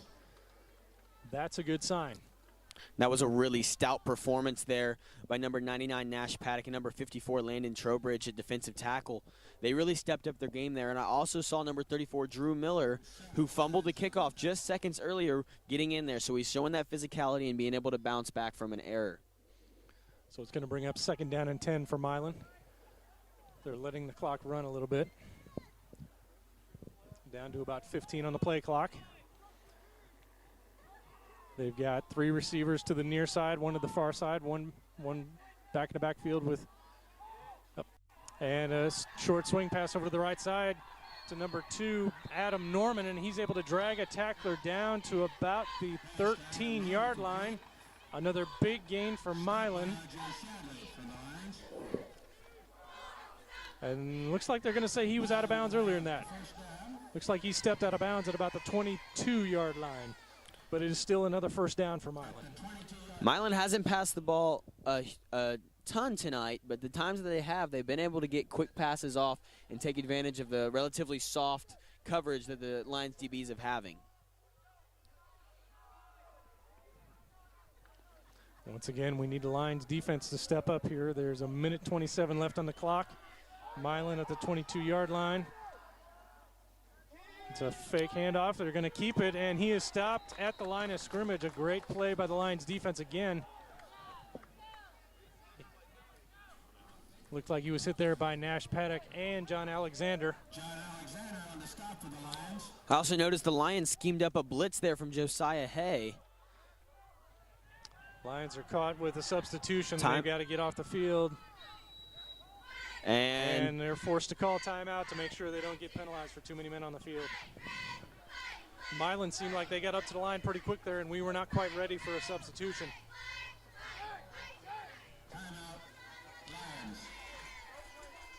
I now hear the defense calling for Jake Vance, so it looks like he's going to go in at one of the corner spots and try to take away that passing offense that Milan's been using. That's probably a good idea because it looks like we've been able to stop their run up the middle a couple of times now, so they might be looking at other options. Yeah, that defensive line is really starting to settle in now and start to take over that offensive line, just like our offensive line has been able to settle the trenches with their defensive line.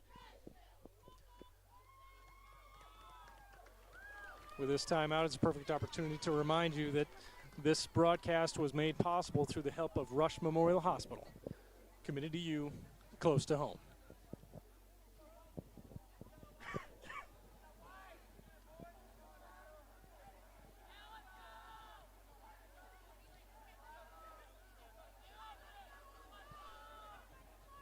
All right, so it brings up 2nd down and 10 for Milan. They continue to go out of the shotgun with Peyton Ward at quarterback and Logan Reed in the backfield with him. They've got two receivers to the near side, one to the far side. Snap out of the shotgun. He's throwing off his back foot. The ball's in the air, and it is caught by – no, he is not caught. They say he stepped out of bounds, so that is an incomplete pass. That's a big break for the Lions.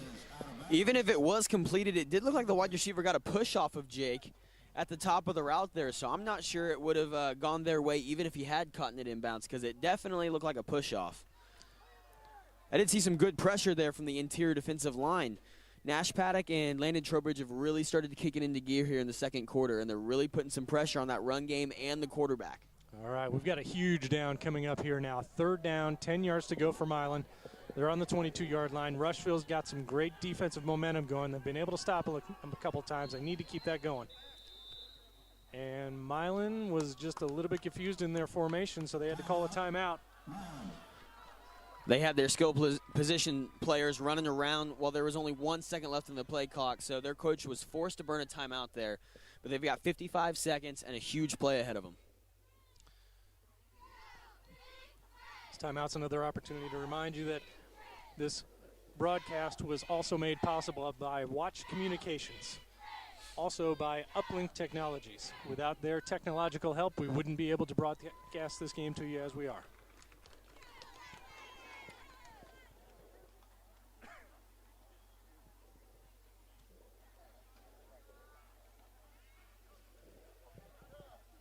Special shout out also to the RCHS Athletic Department for giving us the chance to do this.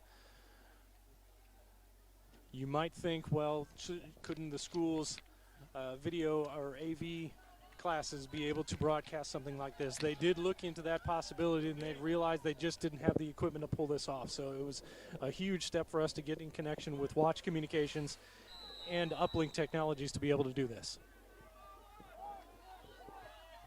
So here we go, 3rd down and 10. This is a big down for the Lions defense. Wirt out of the shotgun, rolls over to the right, hands it off to Logan Reed. He's got a little bit of room, and he's able to squirt through, and it looks like he might have gotten to the 1st down marker, but there is a flag down on the field. It's going to be holding against Milan. And that's going to back him up even more and make this an even harder 3rd down. We'll see where the spot is. I'm guessing they're going to try to back him up regardless because at this point, any down is a down to go on offense. So they're not trying to look for any field goals, in my opinion. Mm-hmm. They're going to go for it all. So right. I'm guessing Coach Rector is going to back him up here. So they're going to mark off the holding penalty from the spot of the foul, which was at about the 21. And now the Lions have gone into their nickel formation on defense. They're bringing out an extra defensive back, and now they're going to go with 3 down linemen and 2 linebackers. So they're still going to have 4 DBs out there, as well as their strong safety and outside linebacker. The 10-yard holding penalty makes it about 3rd down and about 20 yards for Milan. Worked out of the shotgun. Oh, it's a high snap. He's able to handle it. gets a pass off. It's caught by number 85, who is then forced out of bounds by Rusa. Number 85, Bo Wade for Milan. He's forced out of bounds at about the 27-yard line. A big gain, but it is going to bring up 4th down for Milan. 4th down and about 5 to go. A huge down coming up here. When Nash Paddock broke through that line and started chasing after that quarterback, I could see his eyes from here. He looked ready to take him out. That's the kind of intensity you like to see. And now that they're in that nickel formation, Nash is more of an outside position rather than inside. And that's a position he has the speed and athleticism to bend around for. Worked out of the shotgun, rolls to the right side. He's got some pressure. Oh, and the pass is caught by number 2, Adam Norman, who was able to turn and take it into the end zone for a touchdown. We thought for a second Jake Vance had made a great play, but after the bobble, Norman was able to reel it in and turn and cross the goal line. And see, that's an absolutely unfortunate situation right there. Jake made a great play on the ball. He dove in, and he was able to even get a piece of the ball there. You couldn't have really asked for much better positioning, and yet somehow that wide receiver was able to continue to catch the ball and take it in for a touchdown.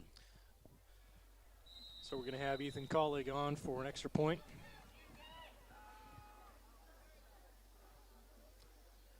Snap is down, kick is up, and it is no good. Looks like he missed it just to the left. So a little bit of a break there. And that brings the score to 27 for Milan and 12 for Rushville. We have 32 seconds left to go in the first half. That missed extra point keeps this just a 2-possession game. If we can get 2 touchdowns and 2 two-point conversions, we are actually going to be up by 1 point. So that was actually a big miss right there and helps us out quite a bit. All right, so what can a coach be telling his kickoff team right now as we've got a kickoff coming? We've seen the last 2 get squibbed up the middle. What are they talking about? Are they telling them to watch for everything? What goes through a special teams coach's mind right now? So right now, I know what they're thinking. We need an absolute big play right here. We don't have a ton of time to work with on offense, so we need to make up for it by having a fantastic return right now. So right now, the person to get the ball in the hands of is Jake Vance. And with the squibs, Milan's actually been avoiding Jake. So we'll see if they actually adjust Jake's positioning on this return unit and try to get the ball in his hands right now. All right, Ethan Colleague set to kick off. We do have Vance and Rusa back deep to receive for the Lions.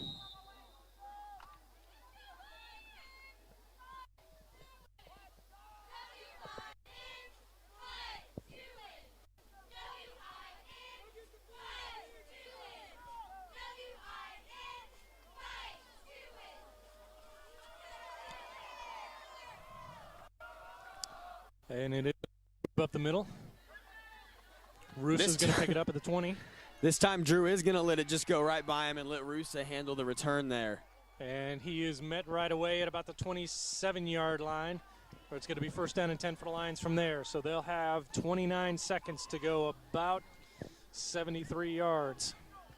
And it wasn't a huge return there, but right now with the turnover woes that Rushville had earlier in the game, keeping possession of the ball is really a battle in itself. Yes, it is.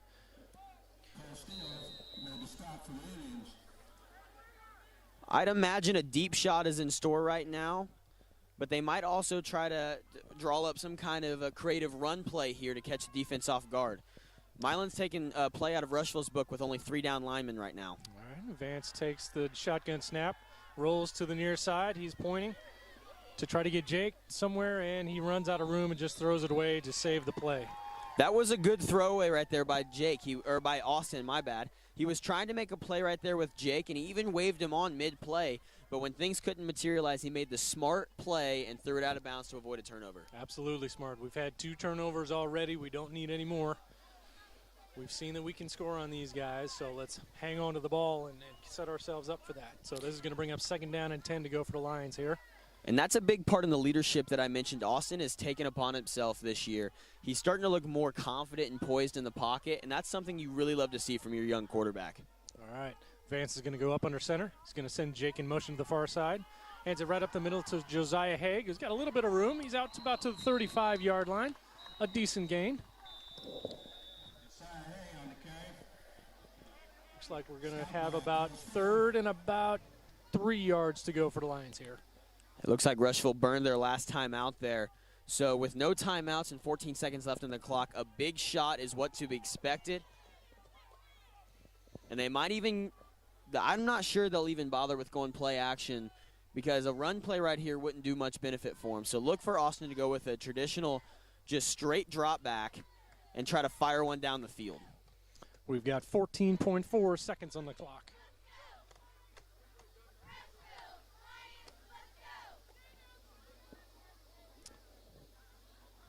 All right, Rushville takes the field. Milan just now breaks our huddle. It would be huge to convert this first down here. Be able to have another chance at taking a shot down the field. Advance out of the shotgun. 2 backs in the backfield. He's rolling to the near side. A throw that is just out of the reach of Jake.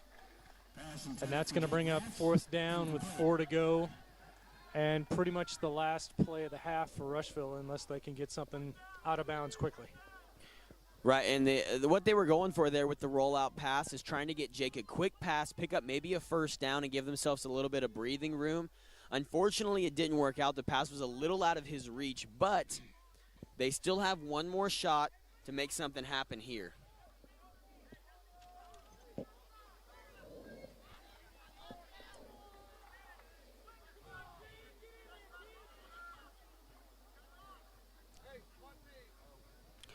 There's not time here. And looks like Coach Rector is going to change his mind. He's going to send the punt team out.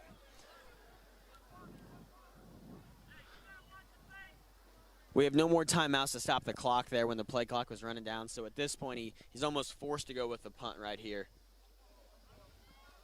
Delay of game on the Lions. And we took too much time as it is. We committed delay of game. So that would have brought up a 4th and 9. So punting in this situation is probably a good idea. Especially with how backed up we are to our own end zone right now. Let's say we had tried to go for it right here and it went bad. Milan recovers the ball with a few seconds left on the clock on the inside the 30-yard line. So it looks like we've got Jack Barnes back here to punt for the Lions. And his cousin, Adam Sizemore, is long snapping to him. Handles the snap, gets a pretty decent kick away.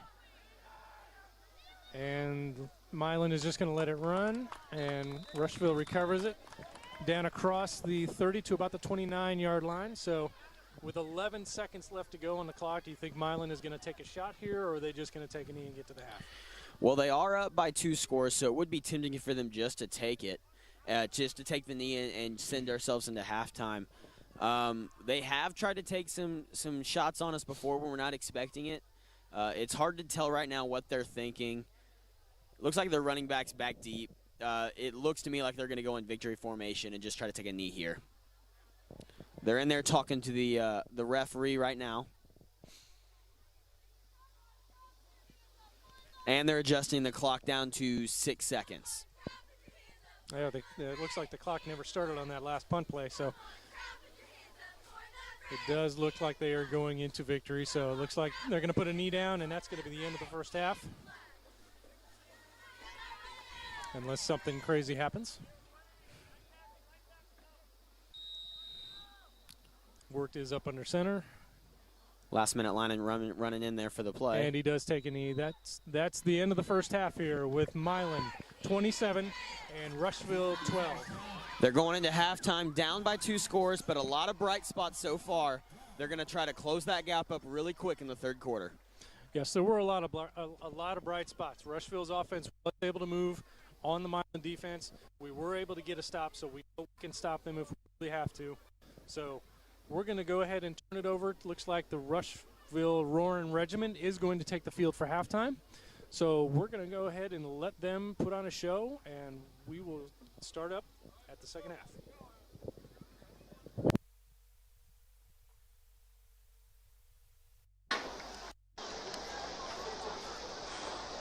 INT for halftime, right? What's that? INT for halftime, right? Yes. Okay, just switched it. Again, fans, we'd like to remind you, masks are required to be worn in RCHS facilities. We ask you fans social distance as well. Thank you for your cooperation. I had to go INT for like the national anthem and stuff. That way I could hear it better. And if I could hear it better, that means it sounded better on stream. Mom says my mic was not sounding really good. Will you unplug it and plug it back in this one? 849 viewers.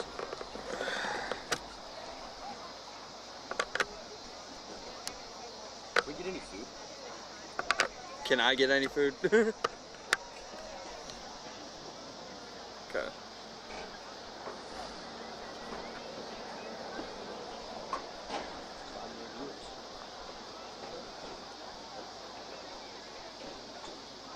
So just let that run for halftime?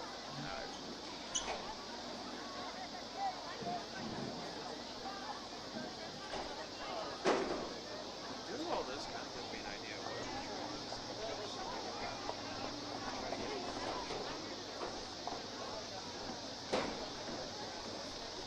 I know it.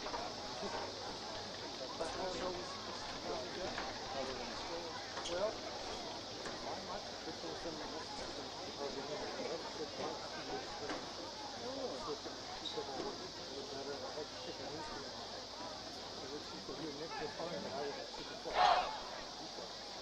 You probably had to have the mic closer to you. Yeah. Oh, were you really? That's say Nick wasn't. I could hear him perfectly.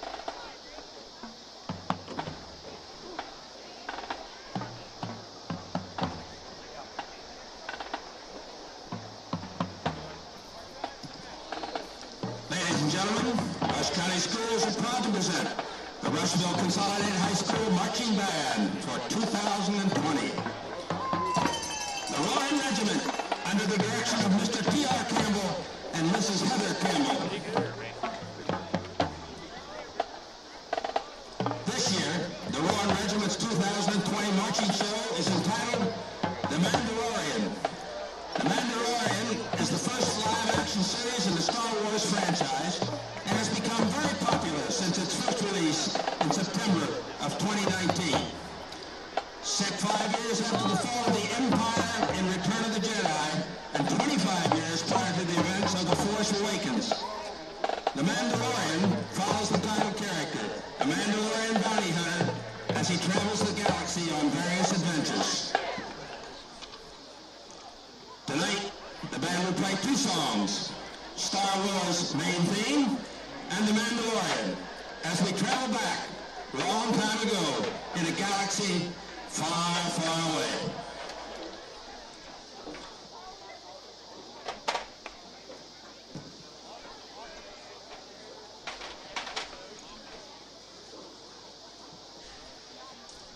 Drum majors Violet Weir and Sam Starrett. Is the band ready?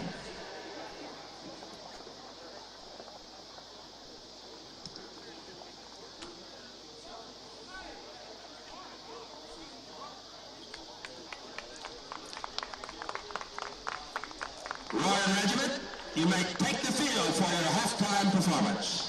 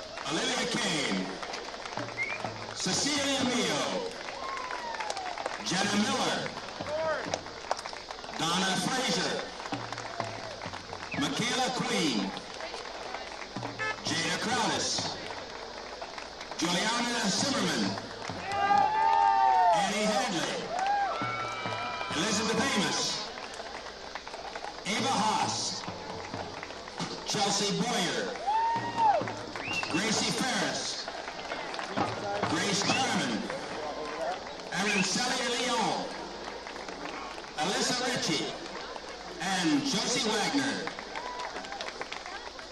Your RCHS cheering squad.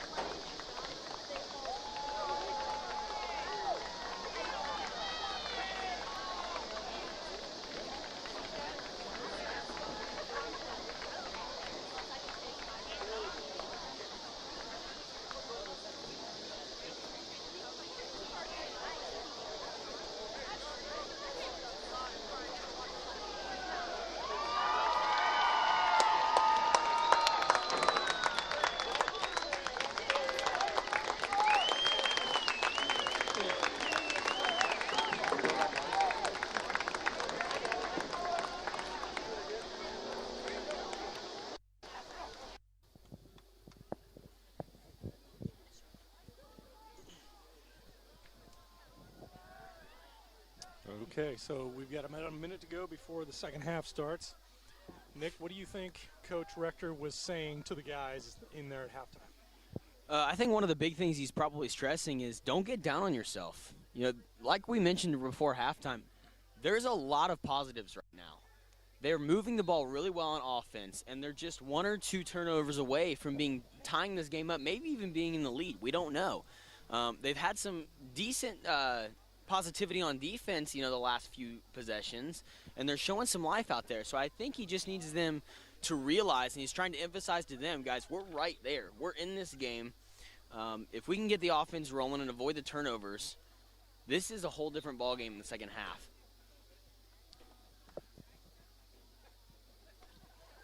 Yes, it is, and we point to the good points that happened in that first half. They were able to move the ball on the Milan defense. They were able to get 2 touchdowns in there.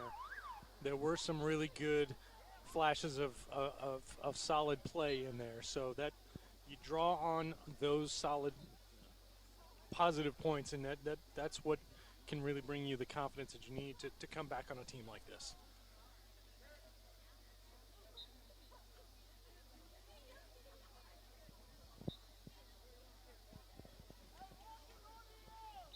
Looks like they've actually extended the halftime a little bit to give the teams a little time to warm up here.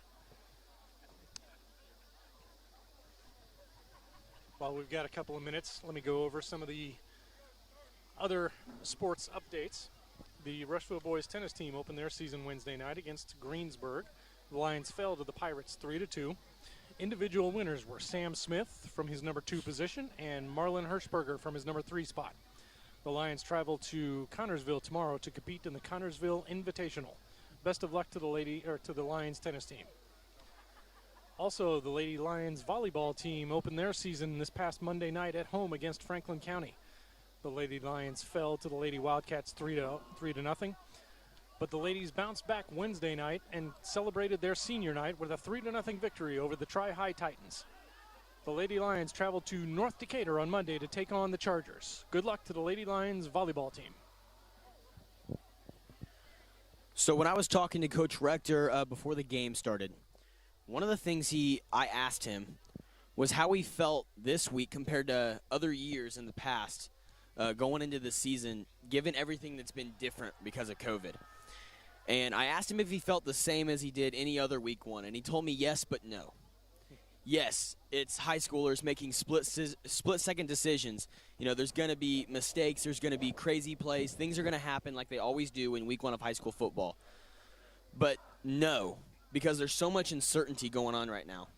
He mentioned that they don't know if they're going to have a game next week, and they didn't know if they were going to have a game this week.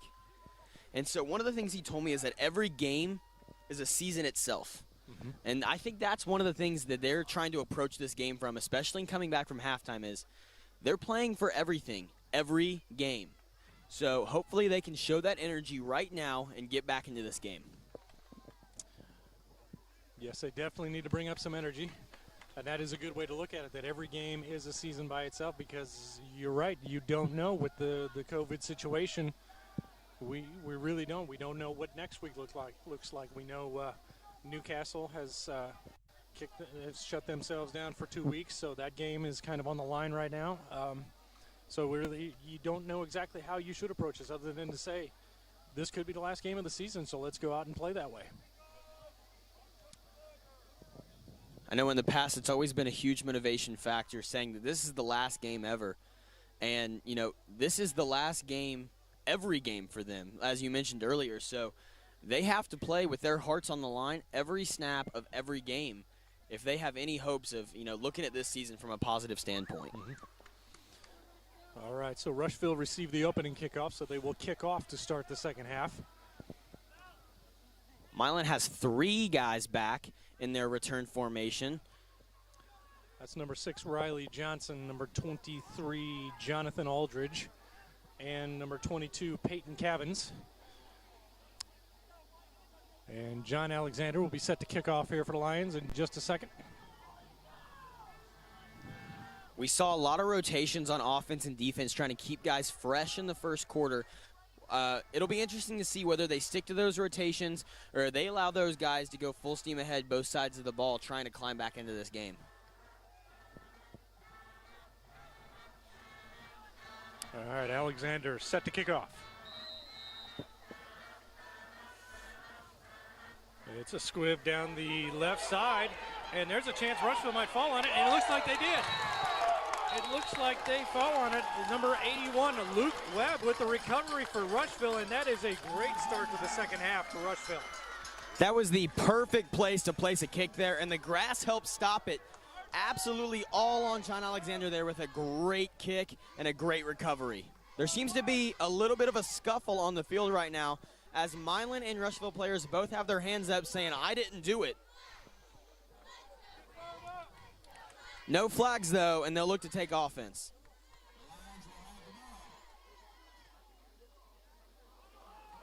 All right, so it looks like they've got everybody settled down now. That's the kind of way to open up a halftime. That is the kind of way. That's a huge momentum swing right now. Rushville with the ball at the 30-yard line in scoring position to start the second half when they were set to kick off. If they could capitalize on this, that changes the game dramatically.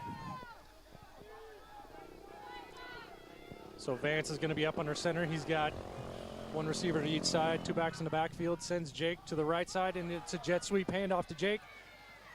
He looks like he's able to get back to the line of scrimmage for no gain. The Milan Indians did a good job of sniffing that play out. Absolutely, and that was one of the things I was thinking to myself at halftime is that Jake hasn't gotten as many rushes this game as he has in previous games. He's been more of a receiving threat, so look for them to get him more involved in the running game on those jet sweeps. They're trying to get his speed to the outside of the field and try to get those big plays. All right, so it's going to be 2nd down and 10 now for the Lions from the 30-yard line.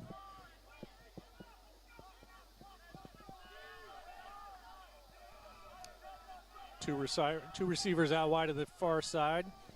Jack Barnes wide to the near side. Hand up the middle, looks like to Josiah Haig, and he's stopped for little, if no, maybe no gain. Looks like we're bringing up 3rd and 10 now for the Lions. That was one of those instances where Josiah really just needs to put his head down and blow through there. There wasn't a whole lot there. So really you just kind of got to know that there's not too much to go on and try to get every last inch you can. He was trying to be patient to see if a hole opened up, but nothing really materialized there. Yeah, the Lions able to get pushed in the first half of that offensive line, but so far in the first 2 plays here, not at all. So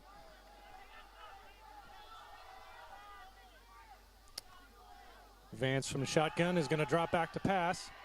He runs out of room, and he doesn't have anybody open. He takes off, and he's able to get a gain out to the 25-yard line.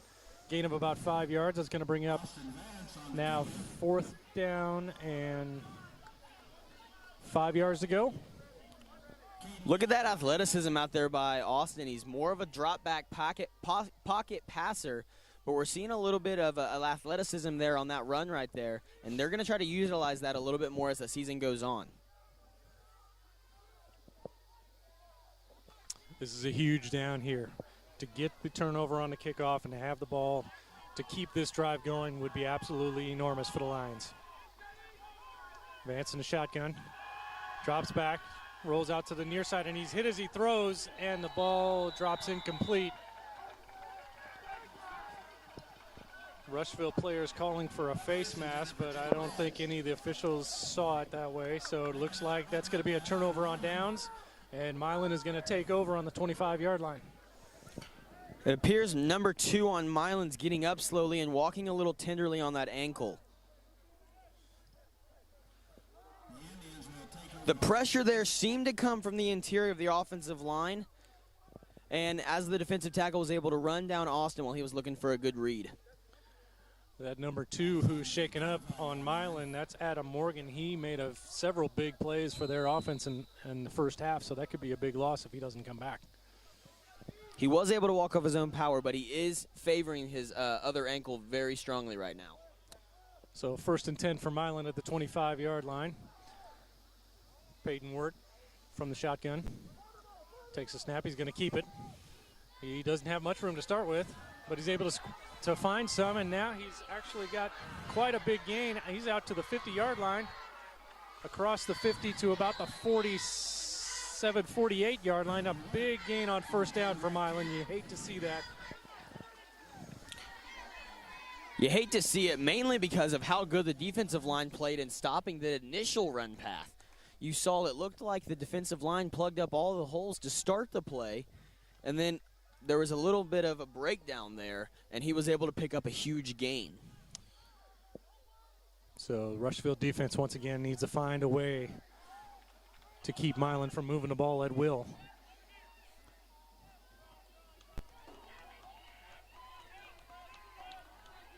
Milan taking their time. They're down to 5 on the play clock. Ward takes a snap from the shotgun. He's going to keep it again. He's able to find another hole and is brought down by Nash Paddock after a gain of about 5. So it's going to bring up, it looks like he might have gotten about 6 yards there. So looks like 2nd down and 4 now for Milan. And that's the kind of athleticism that Nash Paddock brings from the defensive tackle position. He's on the interior of the defensive line right there, and he's running down the quarterback for to hold him to a 6-yard gain. That's absolutely the kind of effort and motor you want to see from your defensive tackle. All right, 2nd down there from Milan. Peyton Ward in the shotgun. He's got Cole Steele in the backfield. He sends him out for a screen, and he's not able to reel it in. So that's going to bring up 3rd down and 4 for Milan. I like seeing the football IQ there from Adam Sizemore, picking up the dropped bubble pass just in case they deemed it a backwards pass and therefore a fumble. So we love to see that kind of heads-up play right there, even if it was, it didn't amount to anything because it was a forward pass. But that might pay off later in the season. Looks like number 2, Adam Norman, is back out on the field for Milan, so he's recovered from whatever happened in that play a few plays ago. So worked in the shotgun. He goes up under center to take the snap, and they're going to try to push the pile, and the ball is loose. And it looks like Milan may have fallen back on it. They tried to catch us off guard again with that walk up to the center, act like you're going to change the play, and then take the snap. It worked a little bit. They were able to gain about a yard before the ball came loose, so now that's going to bring up a huge 4th down and 3 yards to go. If Rushville can get a stop here, that will really bring the confidence back. Absolutely. And, it looked like they had 3 or 4 yards before the ball popped out. So whoever was able to force that little fumble, even if we didn't recover, definitely saved us some yards here. Worked is up under center. Takes a snap. Little counter play to Logan Reed. And he looks like he did get across the 1st down marker. So it's going to they did convert. A new set of downs for Milan. Milan has had a lot of success with that counter play, although we did cover it a lot better just now than we did at the end of the first half.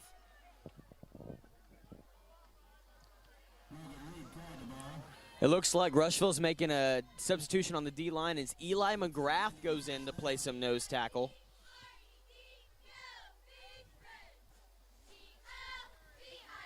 Milan slow to get out of the huddle. They're down to 10 on their play clock already.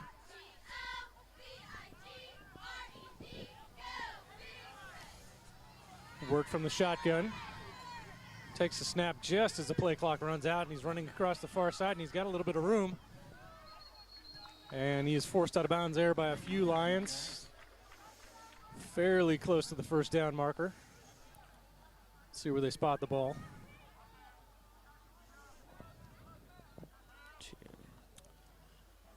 They spotted it about a yard, maybe 2 yards short of the 1st down. So it's going to bring up 2nd down and short for Milan. Milan showed a lot of confidence in their quarterback being able to use his legs to pick up yards too. I think he might have more rushes than passes on the day, and it's paying off for him. They're picking up big chunk plays. All right, word from the shotgun.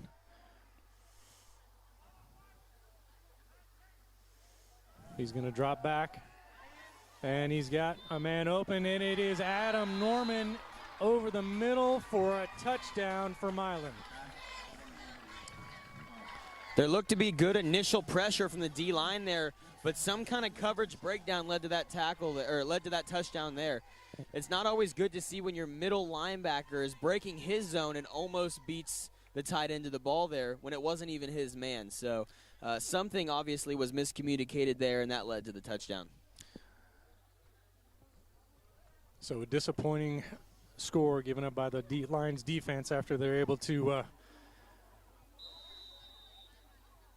recover their own kickoff. Now we've got Ethan Collig on to attempt the extra point.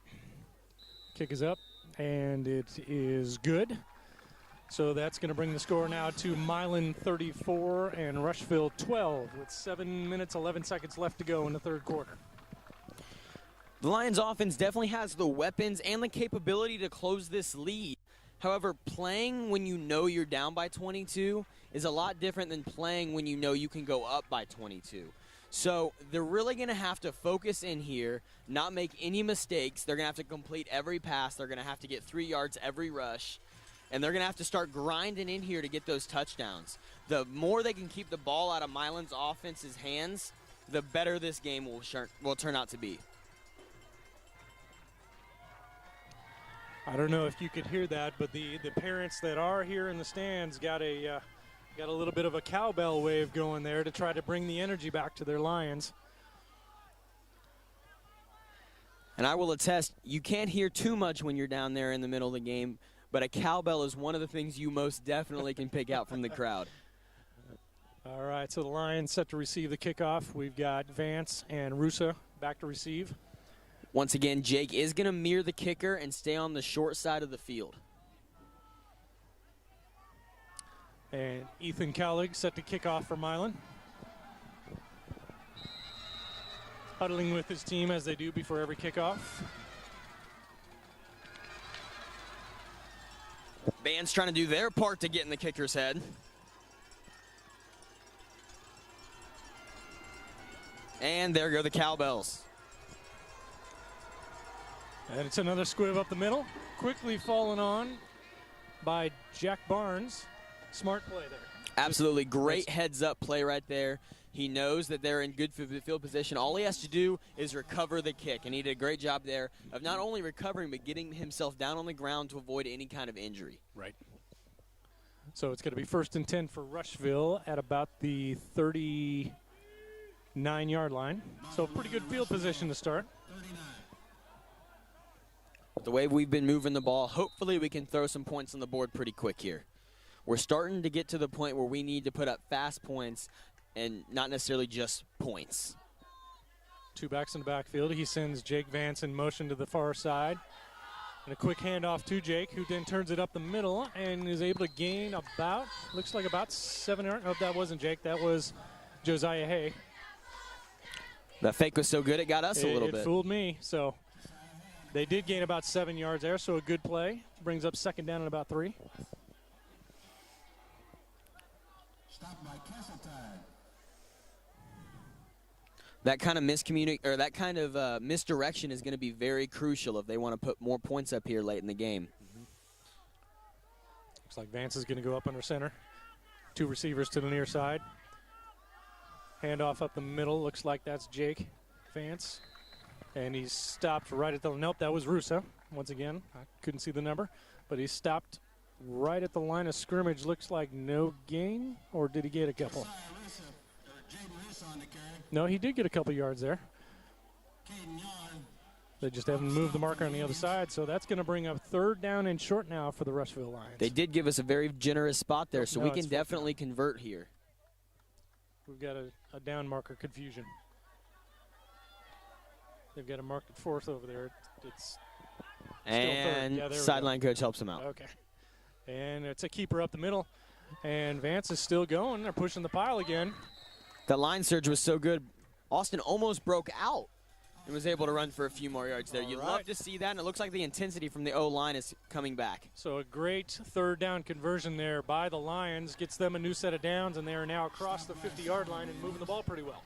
Once again, we see a Milan player a little slow to get up, and it does appear he's favoring one leg more than the other right now. Number 6 back deep for the Milan Indians. And it does appear to have a little discomfort. All right. They send 2 receivers to the near side. Once again, 2-back set. Vance up under center. He's going to go a quick screen to Jake, who is able to bring it in, and then he's dropped right away by number 7, Mason Green. That play looked like it could go for something early, but then Mason Green closed on it quickly. Right there, Jake was actually trying to manipulate the defense into walking into the block. He just almost got too caught up in faking one direction before cutting back to the outside. But when executed correctly, that play will really set up a good outside bounce screen. So it might not be bad to go back to that option later in the game. All right, Vance out of shotgun now. Quick handoff up the middle to Josiah Hagen, and fakes the throw. Josiah is able to get a little bit of yardage up the middle. He got across the 45 down to the 42-yard line. Once again, we get a good spot. Yep, another good spot. Looks like it's going to bring up 3rd down and about 6.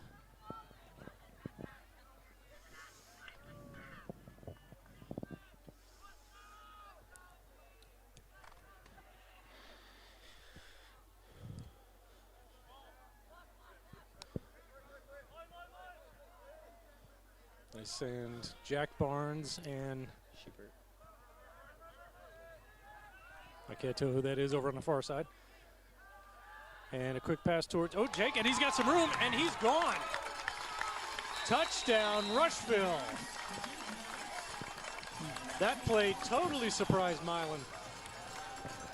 Milan ZBs didn't even look like they anticipated a pass of any sort. So when they were able to catch him off guard with a quick pass like that, Jake Speedham instantly takes over once the ball's in his hands there. And you see they were able to easily score a touchdown once the pass was thrown out of Austin's You hands. could definitely tell the timing that those two brothers have worked out on a play like that. Absolutely. Like I mentioned earlier, and like you just said, you can't put a price on the kind of chemistry that, you know, a brother wide receiver QB duo can have on a game. So the Lions look like they're going to go for a 2-point conversion again. They've picked the near side hash mark. Them being on the And near side sending two tells me receivers there to the right might side, be Jake and Jack Barnes. Advance with the snap, and up the middle, Josiah Hay converts a 2-point conversion. They were close to not even being able to get the play off. The play clock got down to 1 before the snap came. But great blocking and a great run by Josiah Hay. That was great And blocking. that puts them right back in this ball game. Only 14 points now. It's a 2-possession game. It is a game again with 3 minutes and 51 seconds left to go here in the third quarter. It's just a 14-point lead. And once again, the Rushville offense shows flashes of really being able to put not just yardage out there, but be able to put points on the board. They've succeeded both in sustaining long, time-consuming just grinding drives of short runs, long runs, and just moving the ball little by little down the field, and at getting big chunk plays with Jake Vance. And you see it there with a touchdown earlier in the game and then with a touchdown reception there.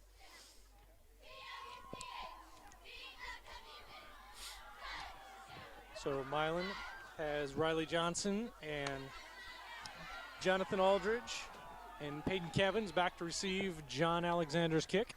It looks like the band is trying to perform a wave over there outside of the fence. And they're doing a great job out there. They are doing a great job. That's awesome. John Alexander kicking off for the Lions.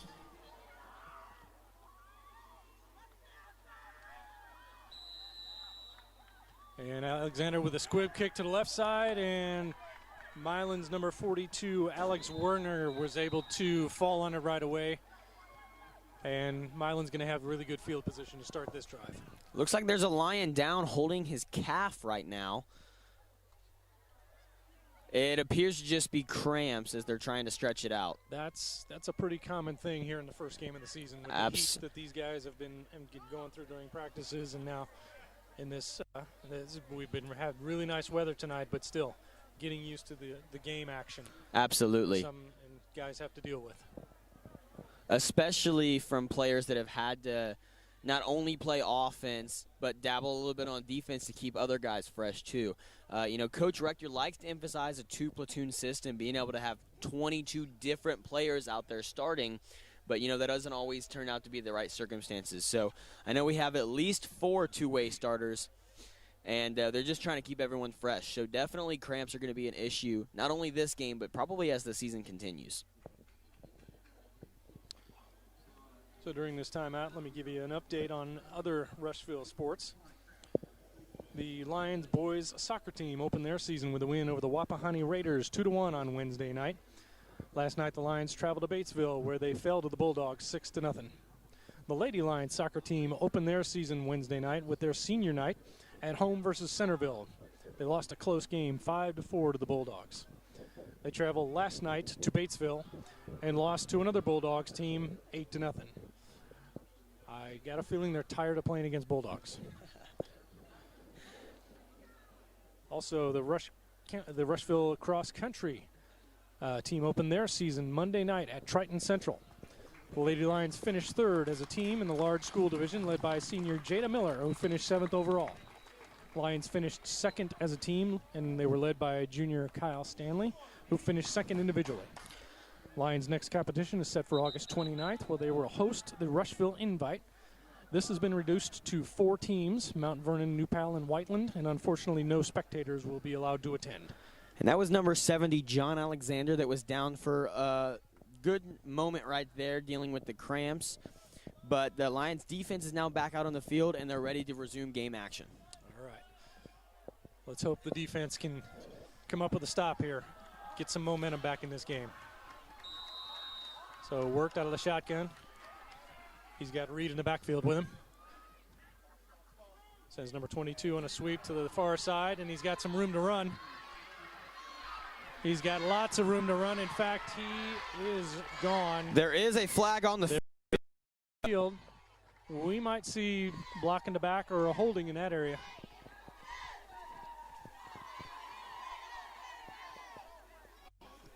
This could be a big break for the Lions. It is a hold call against Milan. So that play is coming back.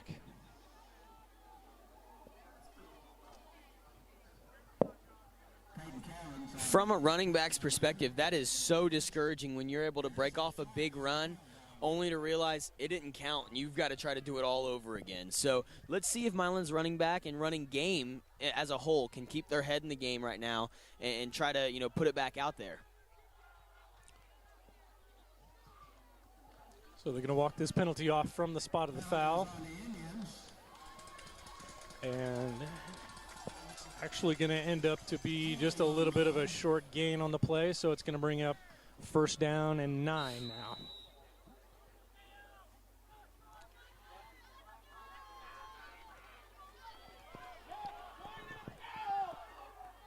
So they send 2 receivers wide to the right. Worked is in shotgun. He's got Reed in the backfield with him. They send Peyton Cavins in motion again, and Worked keeps it coming to the near side, and he's got room to run.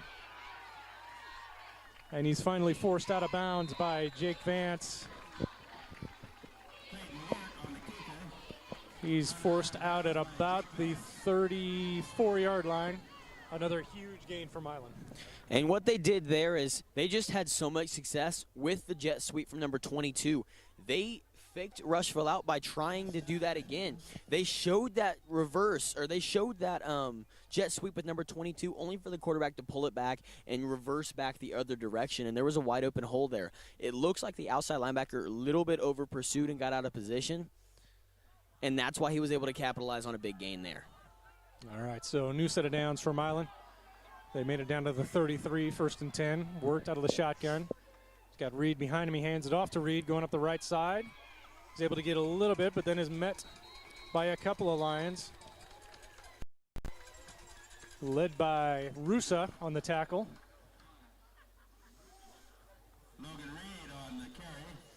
He made it down to about the 30-yard line, so that was a gain of about 3. It's going to bring up second down and 7 for Milan. That was a good rebound play for the Lions defense. Even though they did gain a few yards, they were all hustling to the ball right there, and you saw a lot of Lions swarming around the ball carrier when he was down. So that's a positive sign, and that's something you want to see even when things aren't necessarily going your way all the time. A little bit of miscommunication right now. Yep, some confusion in the formation for Milan. They've got it straight now. The jet sweep handoff to number 22, but the Lions are there waiting for him. Led by number 17, Adam Sizemore on the tackle. Looked like no gain at all there. Maybe a loss of a yard. It's going to bring up third down and about 7 for Milan. And there was a good redemption there for Adam at the outside linebacker position. He stayed flat, he stayed home, and he was able to get right into that open hole that the running back was looking for and come down with a huge tackle right there.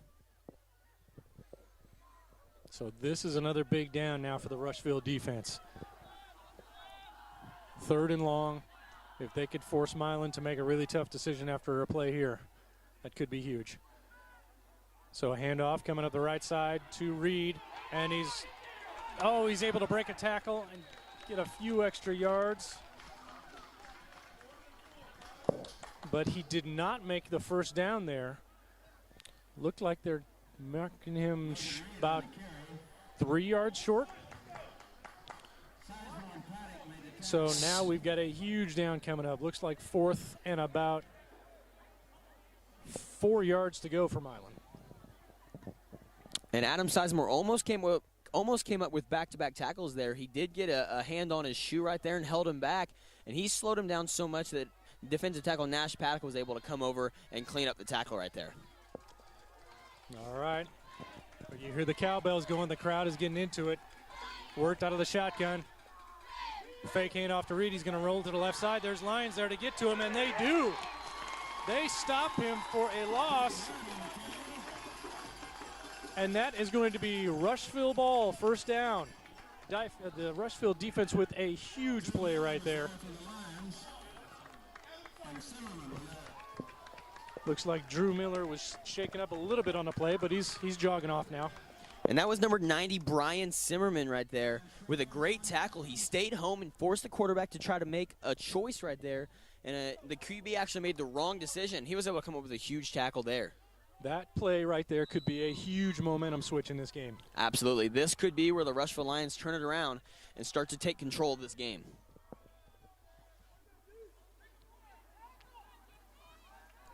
We got a little bit of confusion on the Rushville side as far as formation goes, and we got a substitution late. We're going to have to, they need to call a timeout. We've got a little bit of miscommunication going on. So Rushville's going to take a timeout. There's 43 seconds left to go here in the third quarter. Rushville 20, Milan 34. And we've got some really good things happening now. We just got to capitalize on this and bring this ball down the field and try to get a score out of it. Absolutely. Unfortunately, stopping up with an amazing stop on defense, and you follow that right up with having to take a timeout because a player wasn't on the field. That's a little disheartening, I'm sure, as a coach. But hopefully they can bounce back from that super quick and be able to run down and get a quick score.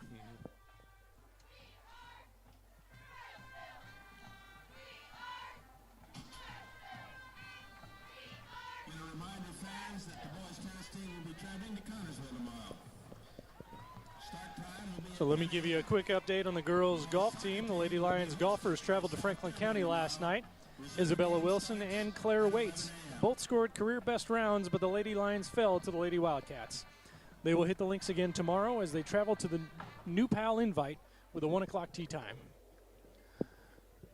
All right, so the Lions are set now the back, ready to take over, 1st and 10 at their own 30-yard line.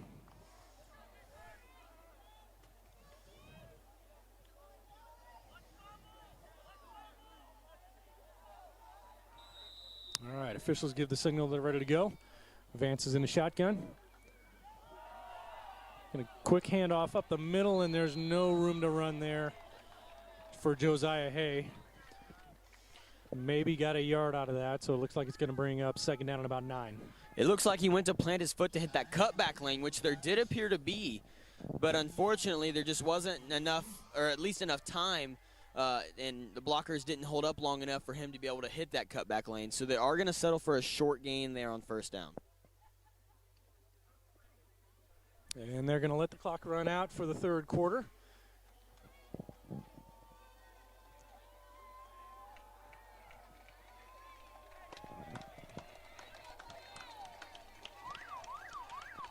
All right, big show of support from the parents in the stands here as we come to the end of the third quarter.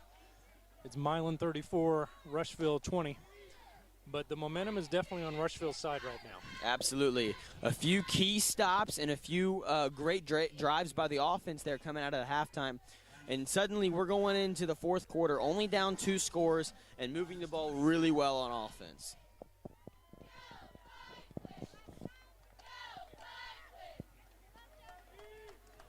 Once again, we want to thank all of those organizations who helped make this live stream feed possible. Rush Memorial Hospital, Watch Communications, Uplink Technologies. Thank you very much to the Rushville Athletic Department for giving us the space to be able to bring this broadcast to you. All right, so we are set to go. 2nd down for Rushville, ball on their own 30-yard line.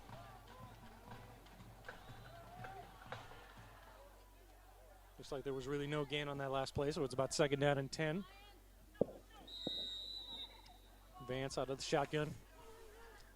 Quick handoff to Josiah Hagan. He's met before the line of scrimmage. Looks like a loss of a yard there. So they're not able to get a push up front for the last couple of plays. Yeah, the running game out of the shotgun formation hasn't been quite as successful as I know they're hoping. What they're anticipating there is trying to get more of an inside zone look. So the O-lineman doesn't have necessarily a particular player to block. Rather, they're just going straight and trying to find any hole. But it just hasn't been clicking here in the second half. So here we are, 3rd and 11, and we really need to get some movement now. Vance in the shotgun, just one back in the backfield with him. And he's going to throw back to Josiah. Hey, he's got some room on this side.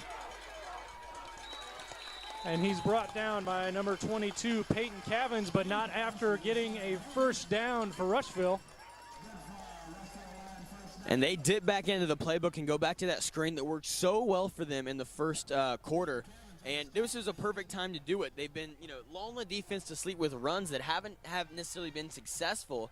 Defense is starting to get high on themselves. Next thing you know, you pull a misdirection play like that, and Josiah Hay has a full head of steam and a green full of grass in front of him. All right, it's a new set of downs for the Lions. Vance up under center.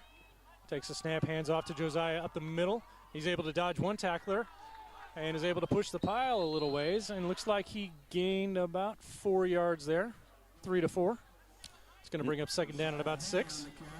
And that was a great sidestep by Josiah to avoid that first tackler. That linebacker was coming in kind of hot, and he was able to avoid that big hit and even pick up a few more yards after that. We got another wave going by the band over there, trying to bring the energy to this Rushville offense. And a game without a cheer block there, pulling 2-for-1 duty right now as the cheer block and the band. Vance up under center, takes a snap, rolls to the right side, and a great defensive play by number 2, Adam Norman, is able to knock down the pass. It's going to bring up third down now and about 7 for the Lions. Yeah, there really were no options there in the passing game. Russo, the running back coming out of the backfield, got locked up at the line really quick. Schubert was covered well, and they made sure to cover Vance over the top too. So really just trying to squeeze it in near the sideline there was the only option Austin had. All right, Lions break the huddle with a big down here to try to keep this ball moving. Vance is going to go up under center. Jack Barnes in motion to the near side. And he's dropping back to pass. He's looking for Jake down the middle of the field. And, just through the outstretched hands of Jake Vance. Looked like he had him open there for a minute. Jake had to adjust his route a little bit, and then he had a step on all the defenders. If he could have stretched out just a tad more, he would have come down with a big catch there. But, hey, they know that play will come back. It works, and they might come back to it later in the game. They might. But now this brings up a huge down. 4th down, 7. They're in the middle of the field. There's really no use in punting. You've got to put points on the board. Absolutely. This is an all-gas, no-breaks kind of situation for the Rushville Lions offense. So Vance is going to go out of the shotgun. You got Vance and Barnes on the right side. He's rolling to the right side, looking for one of them. Throws it low and incomplete, and the Lions are going to turn it over on downs. I did see some positives. There was a good block right there by number 21, Josiah Hay, out of the backfield. He was able to keep Austin clean, and because that defender was coming in hot off the edge. Austin made a good decision there. There wasn't anything to pick up. Unfortunately, it was a 4th down, so, it's going to be a turnover, but sometimes you just got to take whatever option's available. So hopefully the Lions defense can step up here as Milan gets to take over with the ball on the Lions' 48-yard line. Defense is much more refreshed and more physical here in the second half, and it's starting to show.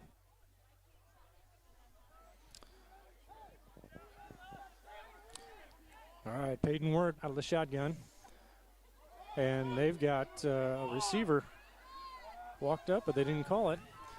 Wirt drops back and is able to get a throw off, but the receiver not able to hang on to it. Bo Wade was the intended receiver there, and it went right through his hands.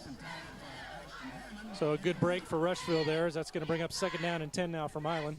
That was definitely a missed call there by the referees. Most definitely 2 men were in motion at the time. That should always be a penalty and should have moved them back. Fortunately, they were able to get the incomplete pass there and had good coverage from Jack Barnes coming down over the tight end. Mm-hmm. So now Wirt out of the shotgun again. He's got Reed in the backfield with him.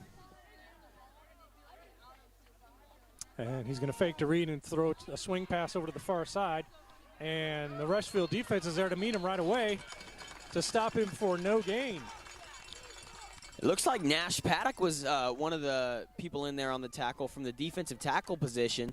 And that's fantastic when your defensive lineman will sniff out a quick pass like that. Yes, it is. So it looks like they did gain maybe 1 yard on that play, so it brings up 3rd and 9 now for Milan. Defense has shown really good physicality, hustle, and playing really smart right now even. So worked out of the shotgun. He's got Reed in the backfield to his right. And he's going to keep it. And he's able to dodge 1 tackler, but then is met by 3 more Lions after a gain of about 5. There's a Adam big hit there by Sizemore number 34, Drew Miller coming down. and Drew Miller both able to get to him. But here's the good news. He did not make the first down, and that brings up 4th down now for Milan. 4th down and about 2 yards to go. What I'd watch for here to see if Milan tries to pull that QB walking up to the line, looks like he's going to call an audible, goes for the quick snap, and tries to push forward for a first down. They've done it 3 or 4 times tonight, and this would be an opportunity where I think they'd try to pull it again. Our defense has to be heads up right now and expect anything. With 8.5 minutes to go in this game and a 2-score deficit, Rushville really needs to step up right here. And there is a flag and a play. It looks like they're going to get delay a game. They are.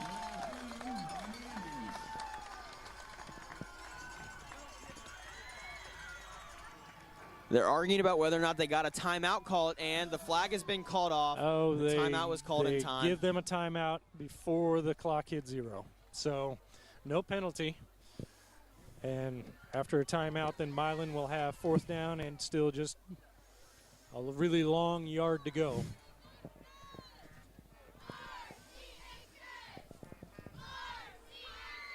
So what do you think Coach Rector is telling his guys in this huddle right now before this huge play? Right now, he's stressing to them how important this play is. Yes, we've done a lot of good stuff in the game leading up to this, but if we don't come out on top on this particular play, none of that might matter, and it might go down as a loss. If we can make a big stop here, we can get back into this game pretty quick.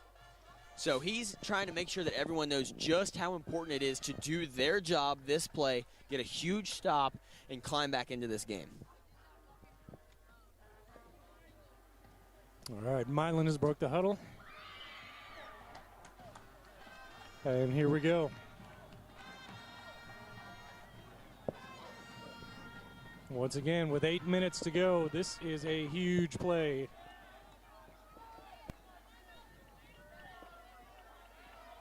Work from the shotgun. He's got Reed in the backfield with him. They've got 3 receivers lined up to the right side.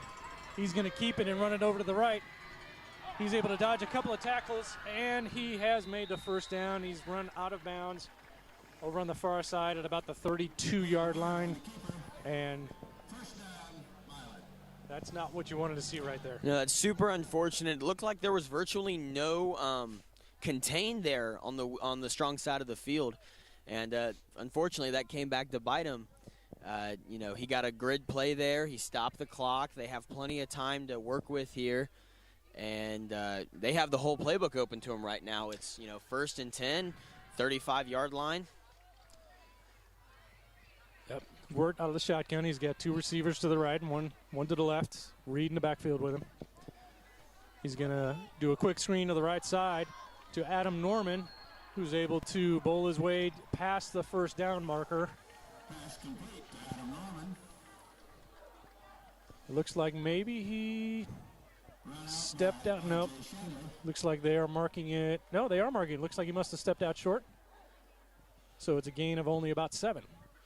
That's going to bring up 2nd down and about 3 to go. For a wide receiver, number 2 has showed a ton of willingness to lower his shoulder in order for more yards, and it's paid off for him most of the time. If he hadn't stepped out there, it might have been a first down. Yep. Worked out of the shotgun again. 3 receivers right. Another quick screen to the right side. And Norman again, he's able to dodge a couple of tacklers and is finally brought down by Jack Barnes after he crosses the 20-yard line, gets down to about the 23. So once again, another first down for Milan, and they are moving the ball now. That quick pass scheme has been working for him all night, and it looks like they're going to rely on it here heavily. Let's see if the Lions defense gets called anything up to really bring those corners up closer to the ball and try to prevent that quick pass. So first down and 10 for Milan at the 19-yard line, about the 18. Work's going to go up under center this time.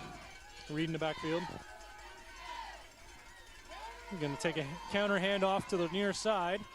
Reed's able to dodge one tackler, bowl over another one, and he is in for a touchdown for Milan. That was another example of that counter play. We actually covered it better than we had in the past, but their running back made a great run right there. He had a stiff arm, a truck, and he sidestepped another player. I mean, you know, we played it better than we have in the past, but still not as good as we should have. And unfortunately, that makes it look like this game is now possibly out of reach for Rushville. Ethan Cowlig on to attempt the extra point. Braden Roaring is going to hold for him. Snap is down, kick is up, and it is good, and that gives Milan a 21-point lead with now 6 minutes and 48 seconds to go in the game. Now down 21. You know, things, you know, from a player perspective, when you're, you know, looking at the scoreboard, you're down 21, you see the clock is, you know, it's not in your favor right now. It's hard to get yourself motivated to go out there and try to put more points on the board. Right now, what this next offensive drive is going to come out to be, you know, it's got to be every single player on the offense committed and thinking that they have a chance to climb back into this game. Mm-hmm. And we're going to see whether that mentality is out there with them or if it isn't.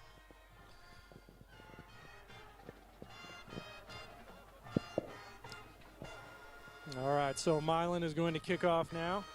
Rushville is going to send Rusa and Vance once again back to receive.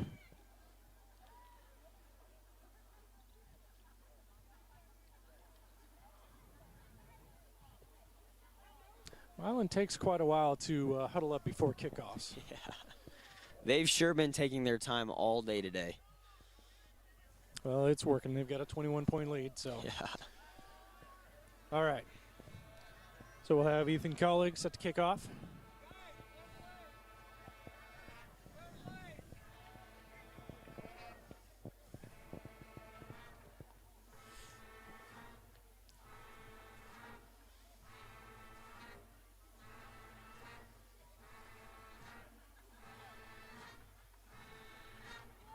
Once again, the band doing a great job of playing the role of cheer block tonight.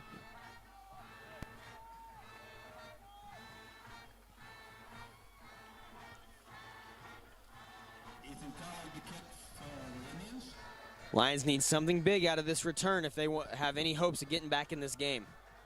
And another squib up the near side. Jack Barnes able to grab it and get out of bounds. And it looks like, yep, there is a late hit there. There is definitely a late hit by the Milan players. So the Lions are going to end up with good field position here to start this drive. Lions head coach Dan Rector got knocked down on that tackle out of bounds, and he was not all that happy about it. He got up pretty fired up right there. I could see the anger from him down here, or from up here. And I know I wouldn't want to be down there being the official, standing and looking Rector in the eye after he just got knocked down. Mm-hmm. The penalty's going to help him out big there, and that was a smart play by Jack Barnes to go out of bounds there. Mm-hmm.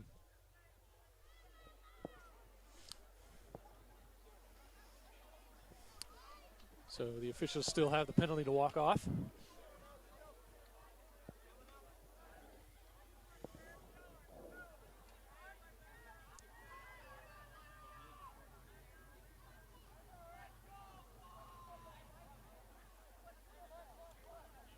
It's a 15-yard personal foul penalty against Milan. So that's going to give Rushville the ball at their own 49-yard line. It's a pretty good field position to start. They're going to have to score quickly, though. Absolutely. They have the capability to. We've got lots of speed on offense. Let's see if we can utilize it right here. So Vance in the shotgun. He's looking to the right side. Rolling out, avoiding pressure. He's got Jake down the sideline, and Jake is able to make a great catch away from two defenders, and he's gone. Touchdown, Rushville. They did score quickly. What a way to capitalize off a good return, a good penalty, great field position. Austin did a great sidestepping and avoiding the pressure in the pocket. The pass wasn't the best, but Jake was able to go up and make something of it. In between two defenders, duck through them, and continue to run the ball down the field. Absolutely amazing play, and we've seen it all day. He has scored 3 touchdowns now, and that's the kind of stuff you can expect to see. If Rushville was going to get back in this game, that's exactly what needed to happen, and it happened at just the right time. So now they're going to go for a 2-point conversion again. Vance is going to go up under center. He's got a receiver to each side, 2 backs in the backfield. Send a receiver in motion, hand off to Josiah Hay up the middle, and he is stopped short. So 2-point conversion is no good. So now the score with 6 minutes and 34 seconds left to go in the game is Milan 41, Rushville 26. So they're trailing by 15 now, but they only took 22 seconds off the clock. This is a perfect opportunity for them, for the defense to get a good stop and them to be able to come back out here. I do see, it appears they're helping a player off the field. It looks like number 69, Eli McGrath, is being helped off the field by his teammates, and he is on the trainer's table. Oh, you hate to see that. He's a big body that they like to have out there. Absolutely. He plays a huge part, and he's been playing a huge part in the running game all day today. I'm not exactly sure what's hurting on him. All right, so Rushville is now going to kick off. Milan in a little bit of a different receiving formation. They now have number 3, Braden Roaring, and number 7, Mason Green back to receive. John Alexander will kick off for the Lions. It looks like now they're going with their hands team, as if they're anticipating an onside kick from us.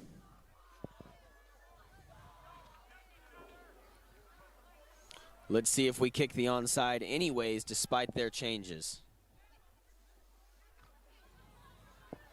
It looks like you got a few fresh faces out there on the Milan's return unit. It's people who may not see the field a whole lot. We might try to take advantage and kick towards some of that inexperience. And Alexander puts a foot into it, pops it up in the air, a decent kick, and it's caught by Mason Green. He's got a little bit of room to run, but Rushville's able to drag him down at about the 40-yard line. So Milan will take over 1st and 10 there.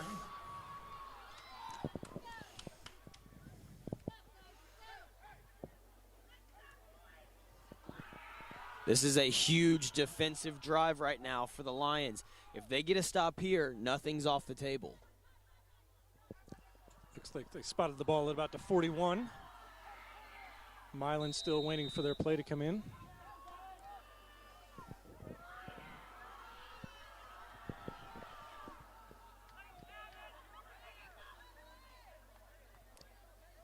Still a little bit of confusion on the Milan side for their formation. Now they're set. Worked in the shotgun. Get a quick handoff up the middle to Reed, and he is stopped right away. Rushville saw that coming. Looks like there was no gain on that play, so it'll bring up 2nd down and 10 for Milan. There's some great energy from our offensive line there. You can tell they believe they're still in this game, and they're playing like it. That's the kind of energy that a play like what Jake Vance just made back there can really bring to a team. Absolutely. It's hard not to get yourself ready and excited and feeling more motivated than ever when something huge like that, with how unexpected it was. When you're getting points that you didn't even anticipate necessarily, that's always a huge motivational factor. All right, worked out of the shotgun. Going to throw a quick pass over here to Adam Norman, who's turned up the middle and he's breaking tackles. He's got a bunch of room. Rushville's not going to catch him. He is in for another Milan touchdown. It looked momentarily like Josiah Hay was going to be able to run him down, but number 2 was able to pull away at the last minute. So just when you think you're right back in, they put another touchdown on the board. You know, we come up and we have this amazing pass play that puts points on the board, and Milan immediately returns the favor. So we're going to have Ethan Colleague on to kick the extra point. Braden Roarig on to hold for him.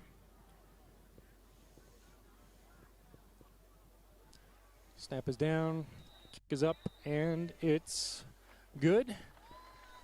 And that gives Milan now a 22-point lead with 5 minutes and 33 seconds to go in the game. And, you know, right, just like that, we're right back in the same position we were a minute ago, down by over 20, you know, with less time on the clock than we had before. So it's going to be difficult to continue putting up fast points like we did last drive, but it's really the only option we've got right now. So expect a lot of deep shots, a lot of quick passes trying to get Jake the ball in space. They might try to scheme up some other skill position. They might go spread here, and they might even show a trips look here.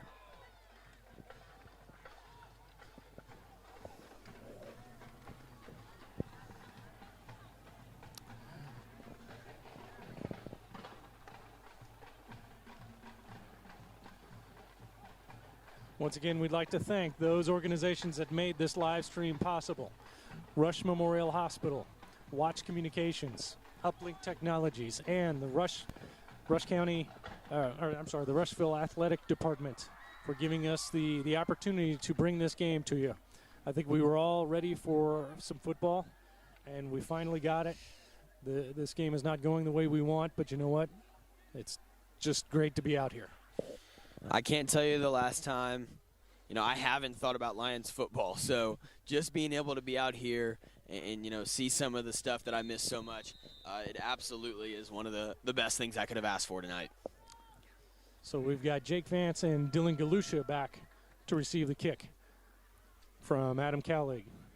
So it looks like they moved Rusa up to the second level of the return team and shoved Galusha in the back there. He kicked a squib down the right side, and Rushville's going to let it roll out of bounds, and it does, and that's going to be a penalty. Very smart move by number 17, Adam Sizemore there. He watched the ball as it was dribbling down the sideline and waited for it patiently to go out so they could accept the penalty. So that's going to give Rushville some fairly decent field position to start this drive.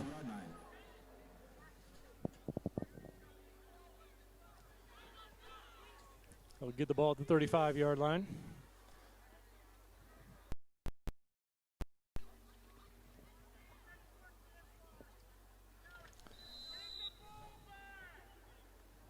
So now you're hoping Rushville has 5 minutes worth of energy left to try to get something positive going here. Vance out of the shotgun, takes a snap, rolls to the right, and he throws it just a little bit too high for Austin Howard, who was covered pretty well on the play, so that's probably not that bad of a thing. The offensive line held up really good on that play, and the running backs gave good blocking there. So you're trying to look for any positives you can at this point, and blocking is obviously a very big positive to notice. So hopefully that will continue to carry on for them the rest of the season.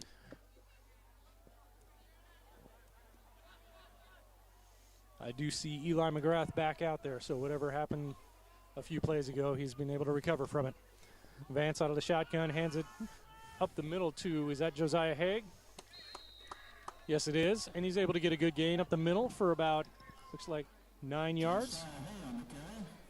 So it's going to bring up third down and about 1 for Rushville. He's showing a much improved vision this year. He's able to see the game speed happening. In his second year at being a running back, you know, things just are starting to come a little more naturally and fluent to him. And you definitely see that in his running style. All right, on this third down play, Vance is in the shotgun.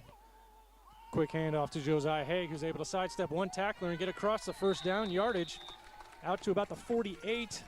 And Rushville's got a new set of downs. And another great sidestep and straight into an acceleration there for a first down by Josiah Hay.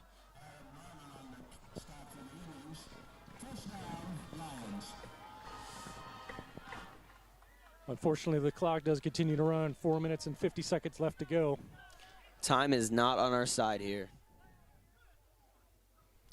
Vance is out of the shotgun. He's got 2 receivers to the right, 2 backs in the backfield with him.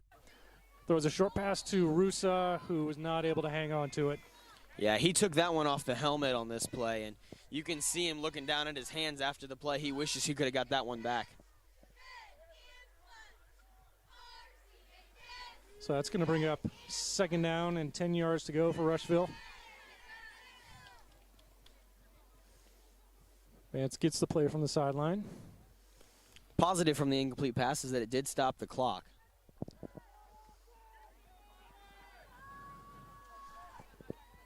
Once again, 2 receivers to the right side for Rushville. Vance in the shotgun. Drops back. He's looking downfield. And he throws it a little high for Austin Howard. And that's going to bring up 3rd down.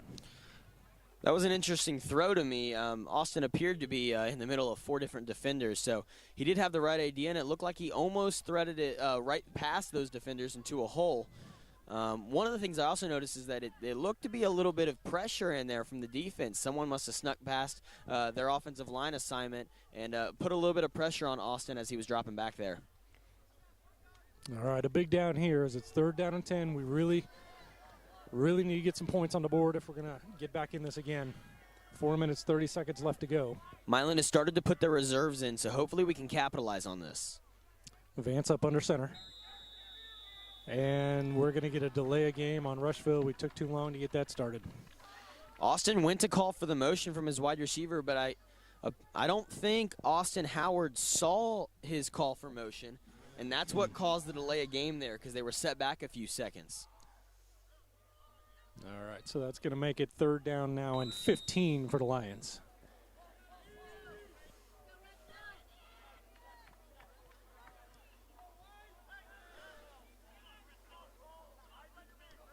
Vance up under center. Sends Austin in motion and a big gain up the middle by Josiah Haig. He's able to get out to about the 50-yard line. That's going to make now this 4th down play just a little more manageable. It's going to bring up 4th down at about 6. Josiah's doing a good job of taking advantage of a weaker defensive line and cutting through those holes really crisply. So hopefully they can pick up the 4th down here and continue to let him run. All right, Rushville sends 2 receivers to the right side. 2 back set. Vance out of the shotgun, takes a snap. He's rolling to the right. Good downfield, and our receiver was knocked down before the ball got there, and that's going to be pass interference on number 2, Adam Norman. It didn't look like they were going to call it at first, but the referee on the sideline did come in later with the flag, and that's going to be a pass interference. That's going to help the Lions out a lot here. That's a big break for Rushville.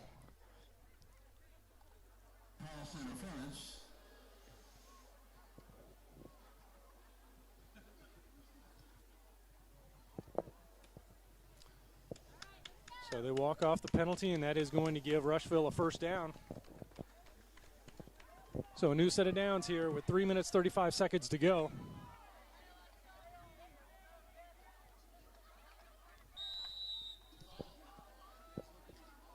First down, Lions. All right, Austin Howard wide to the right side, 2 back set. Jake Vance wide to the left.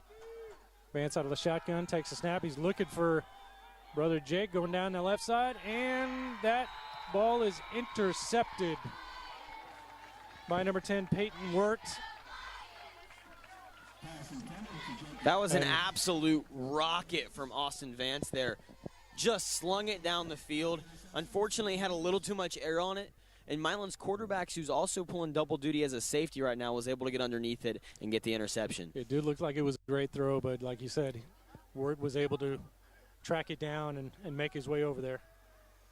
And there's a penalty on Rushville on the play for an illegal man downfield, which I'm sure Milan will decline. It's hard to fault Austin for making that throw. You know, down so much late in the game, you're trying to make any play happen. Right. So that interception's more of, it's not really, it's more of an empty stat to me, because we all know what he was trying to go for there, and he's trying to put his team in a position to put points on the board. Absolutely. But unfortunately, that means Milan gets to take over, 1st and 10. Looks like he caught that ball and went down at about the 6-yard line. So if any positive came out of that is that Milan is now backed up against their own end zone. And now it looks like both teams have started to put in their reserves now, so it's going to be more of a JV matchup here in the final minutes of this game.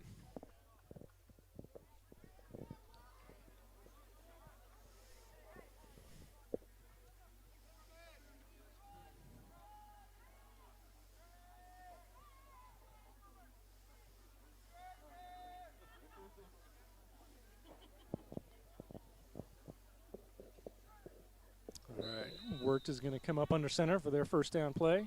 And he's just going to push forward with the keeper. And they do push the pile quite a ways. Looks like they might have made it out just about to the 10-yard line. So it's going to bring up second down and 6 to go. They're going to run down the play clock every play here, just trying to get this game over with. They're going to take really short, nothing fancy. And you got to like that sportsmanship from Milan there. They're not trying to run up the score. That's something you like to see from an opponent you face every year. So now going into this next week of practice, what kinds of things is Coach Rector going to work with on his team, having come off an opening game loss like this? Well, one of the things I've noticed is that we didn't have a lot of dead ball penalties like he emphasized he wanted to reduce. Obviously, the turnovers to start the game were really unfortunate, so I'm sure that's going to be a big emphasis at practice this next week. The physicality, it's been really hot and cold sometimes. You see a ton of physicality in the moments where, a big play's happened, and it seems like Rushville can do no wrong. And then other times, the physicality's just not there, and Milan's able to cut through our defense really easily, or they're able to get through the line and pressure our quarterback. So I think being more consistent with the effort is going to be another big point at practice. Hopefully, if they can shore up those few things, they can go into next week on a really high note. Yep. That last play was a big gain by Logan Reed up the left side, giving Milan a new set of downs.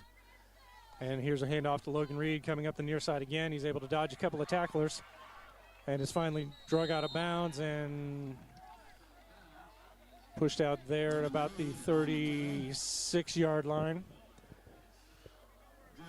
It looks like we avoided a horse collar penalty there. Yes, we did, very closely. Looks like he's just short of the first down, so it's going to bring up second down and about 1.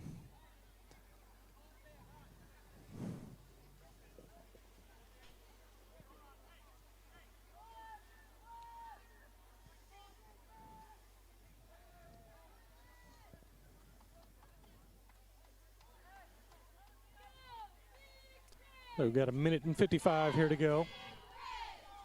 Play clock is down to about 5. Wirtz is up under center, and he's just going to keep it and try to push the pile. And they finally whistle him down, and he did get across the first down marker. So it's going to give Milan a new set of downs there. Ryan Silverman on the tackle on the line. Looks like he made it out to about the 39-yard line, so it'll be first and 10 there for Milan. Indians.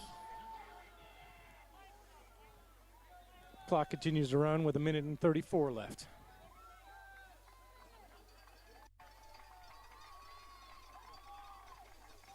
And it looks They're like waiting the clock to wind down. It looks now they're going to finally go into victory formation.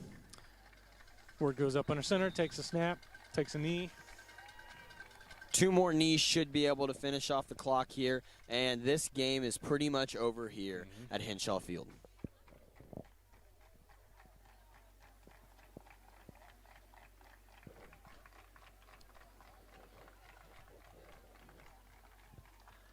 So I believe next week is kind of a we don't know situation. They were scheduled to play Newcastle. Newcastle had to call off school for a couple of weeks due to COVID. And I've heard there's another possibility, but I don't know. I haven't heard any other details other than that. So we'll wait in here to see what the football schedule looks like next week. But when the next home game comes, we will be sure to send out to do another live broadcast so that everybody has a chance to watch their hometown Rushville Lions take the field again. So I want to thank everybody for watching. It's unfortunate this game did not turn out the way we wanted, but like I said, we're back to playing football again, and at least that feels kind of normal. Absolutely. Anytime we have a chance to return back to normal is a positive in my book. And, as we've mentioned multiple times today, it might not have been the outcome we wanted, but there's definitely a lot of places to be happy about right here with this football team, and we know the places we have to work on to get better. All right. So we are signing off for now. Once again, we will send out a link for the next live stream at the next home game. So thanks for watching, and we'll see you later.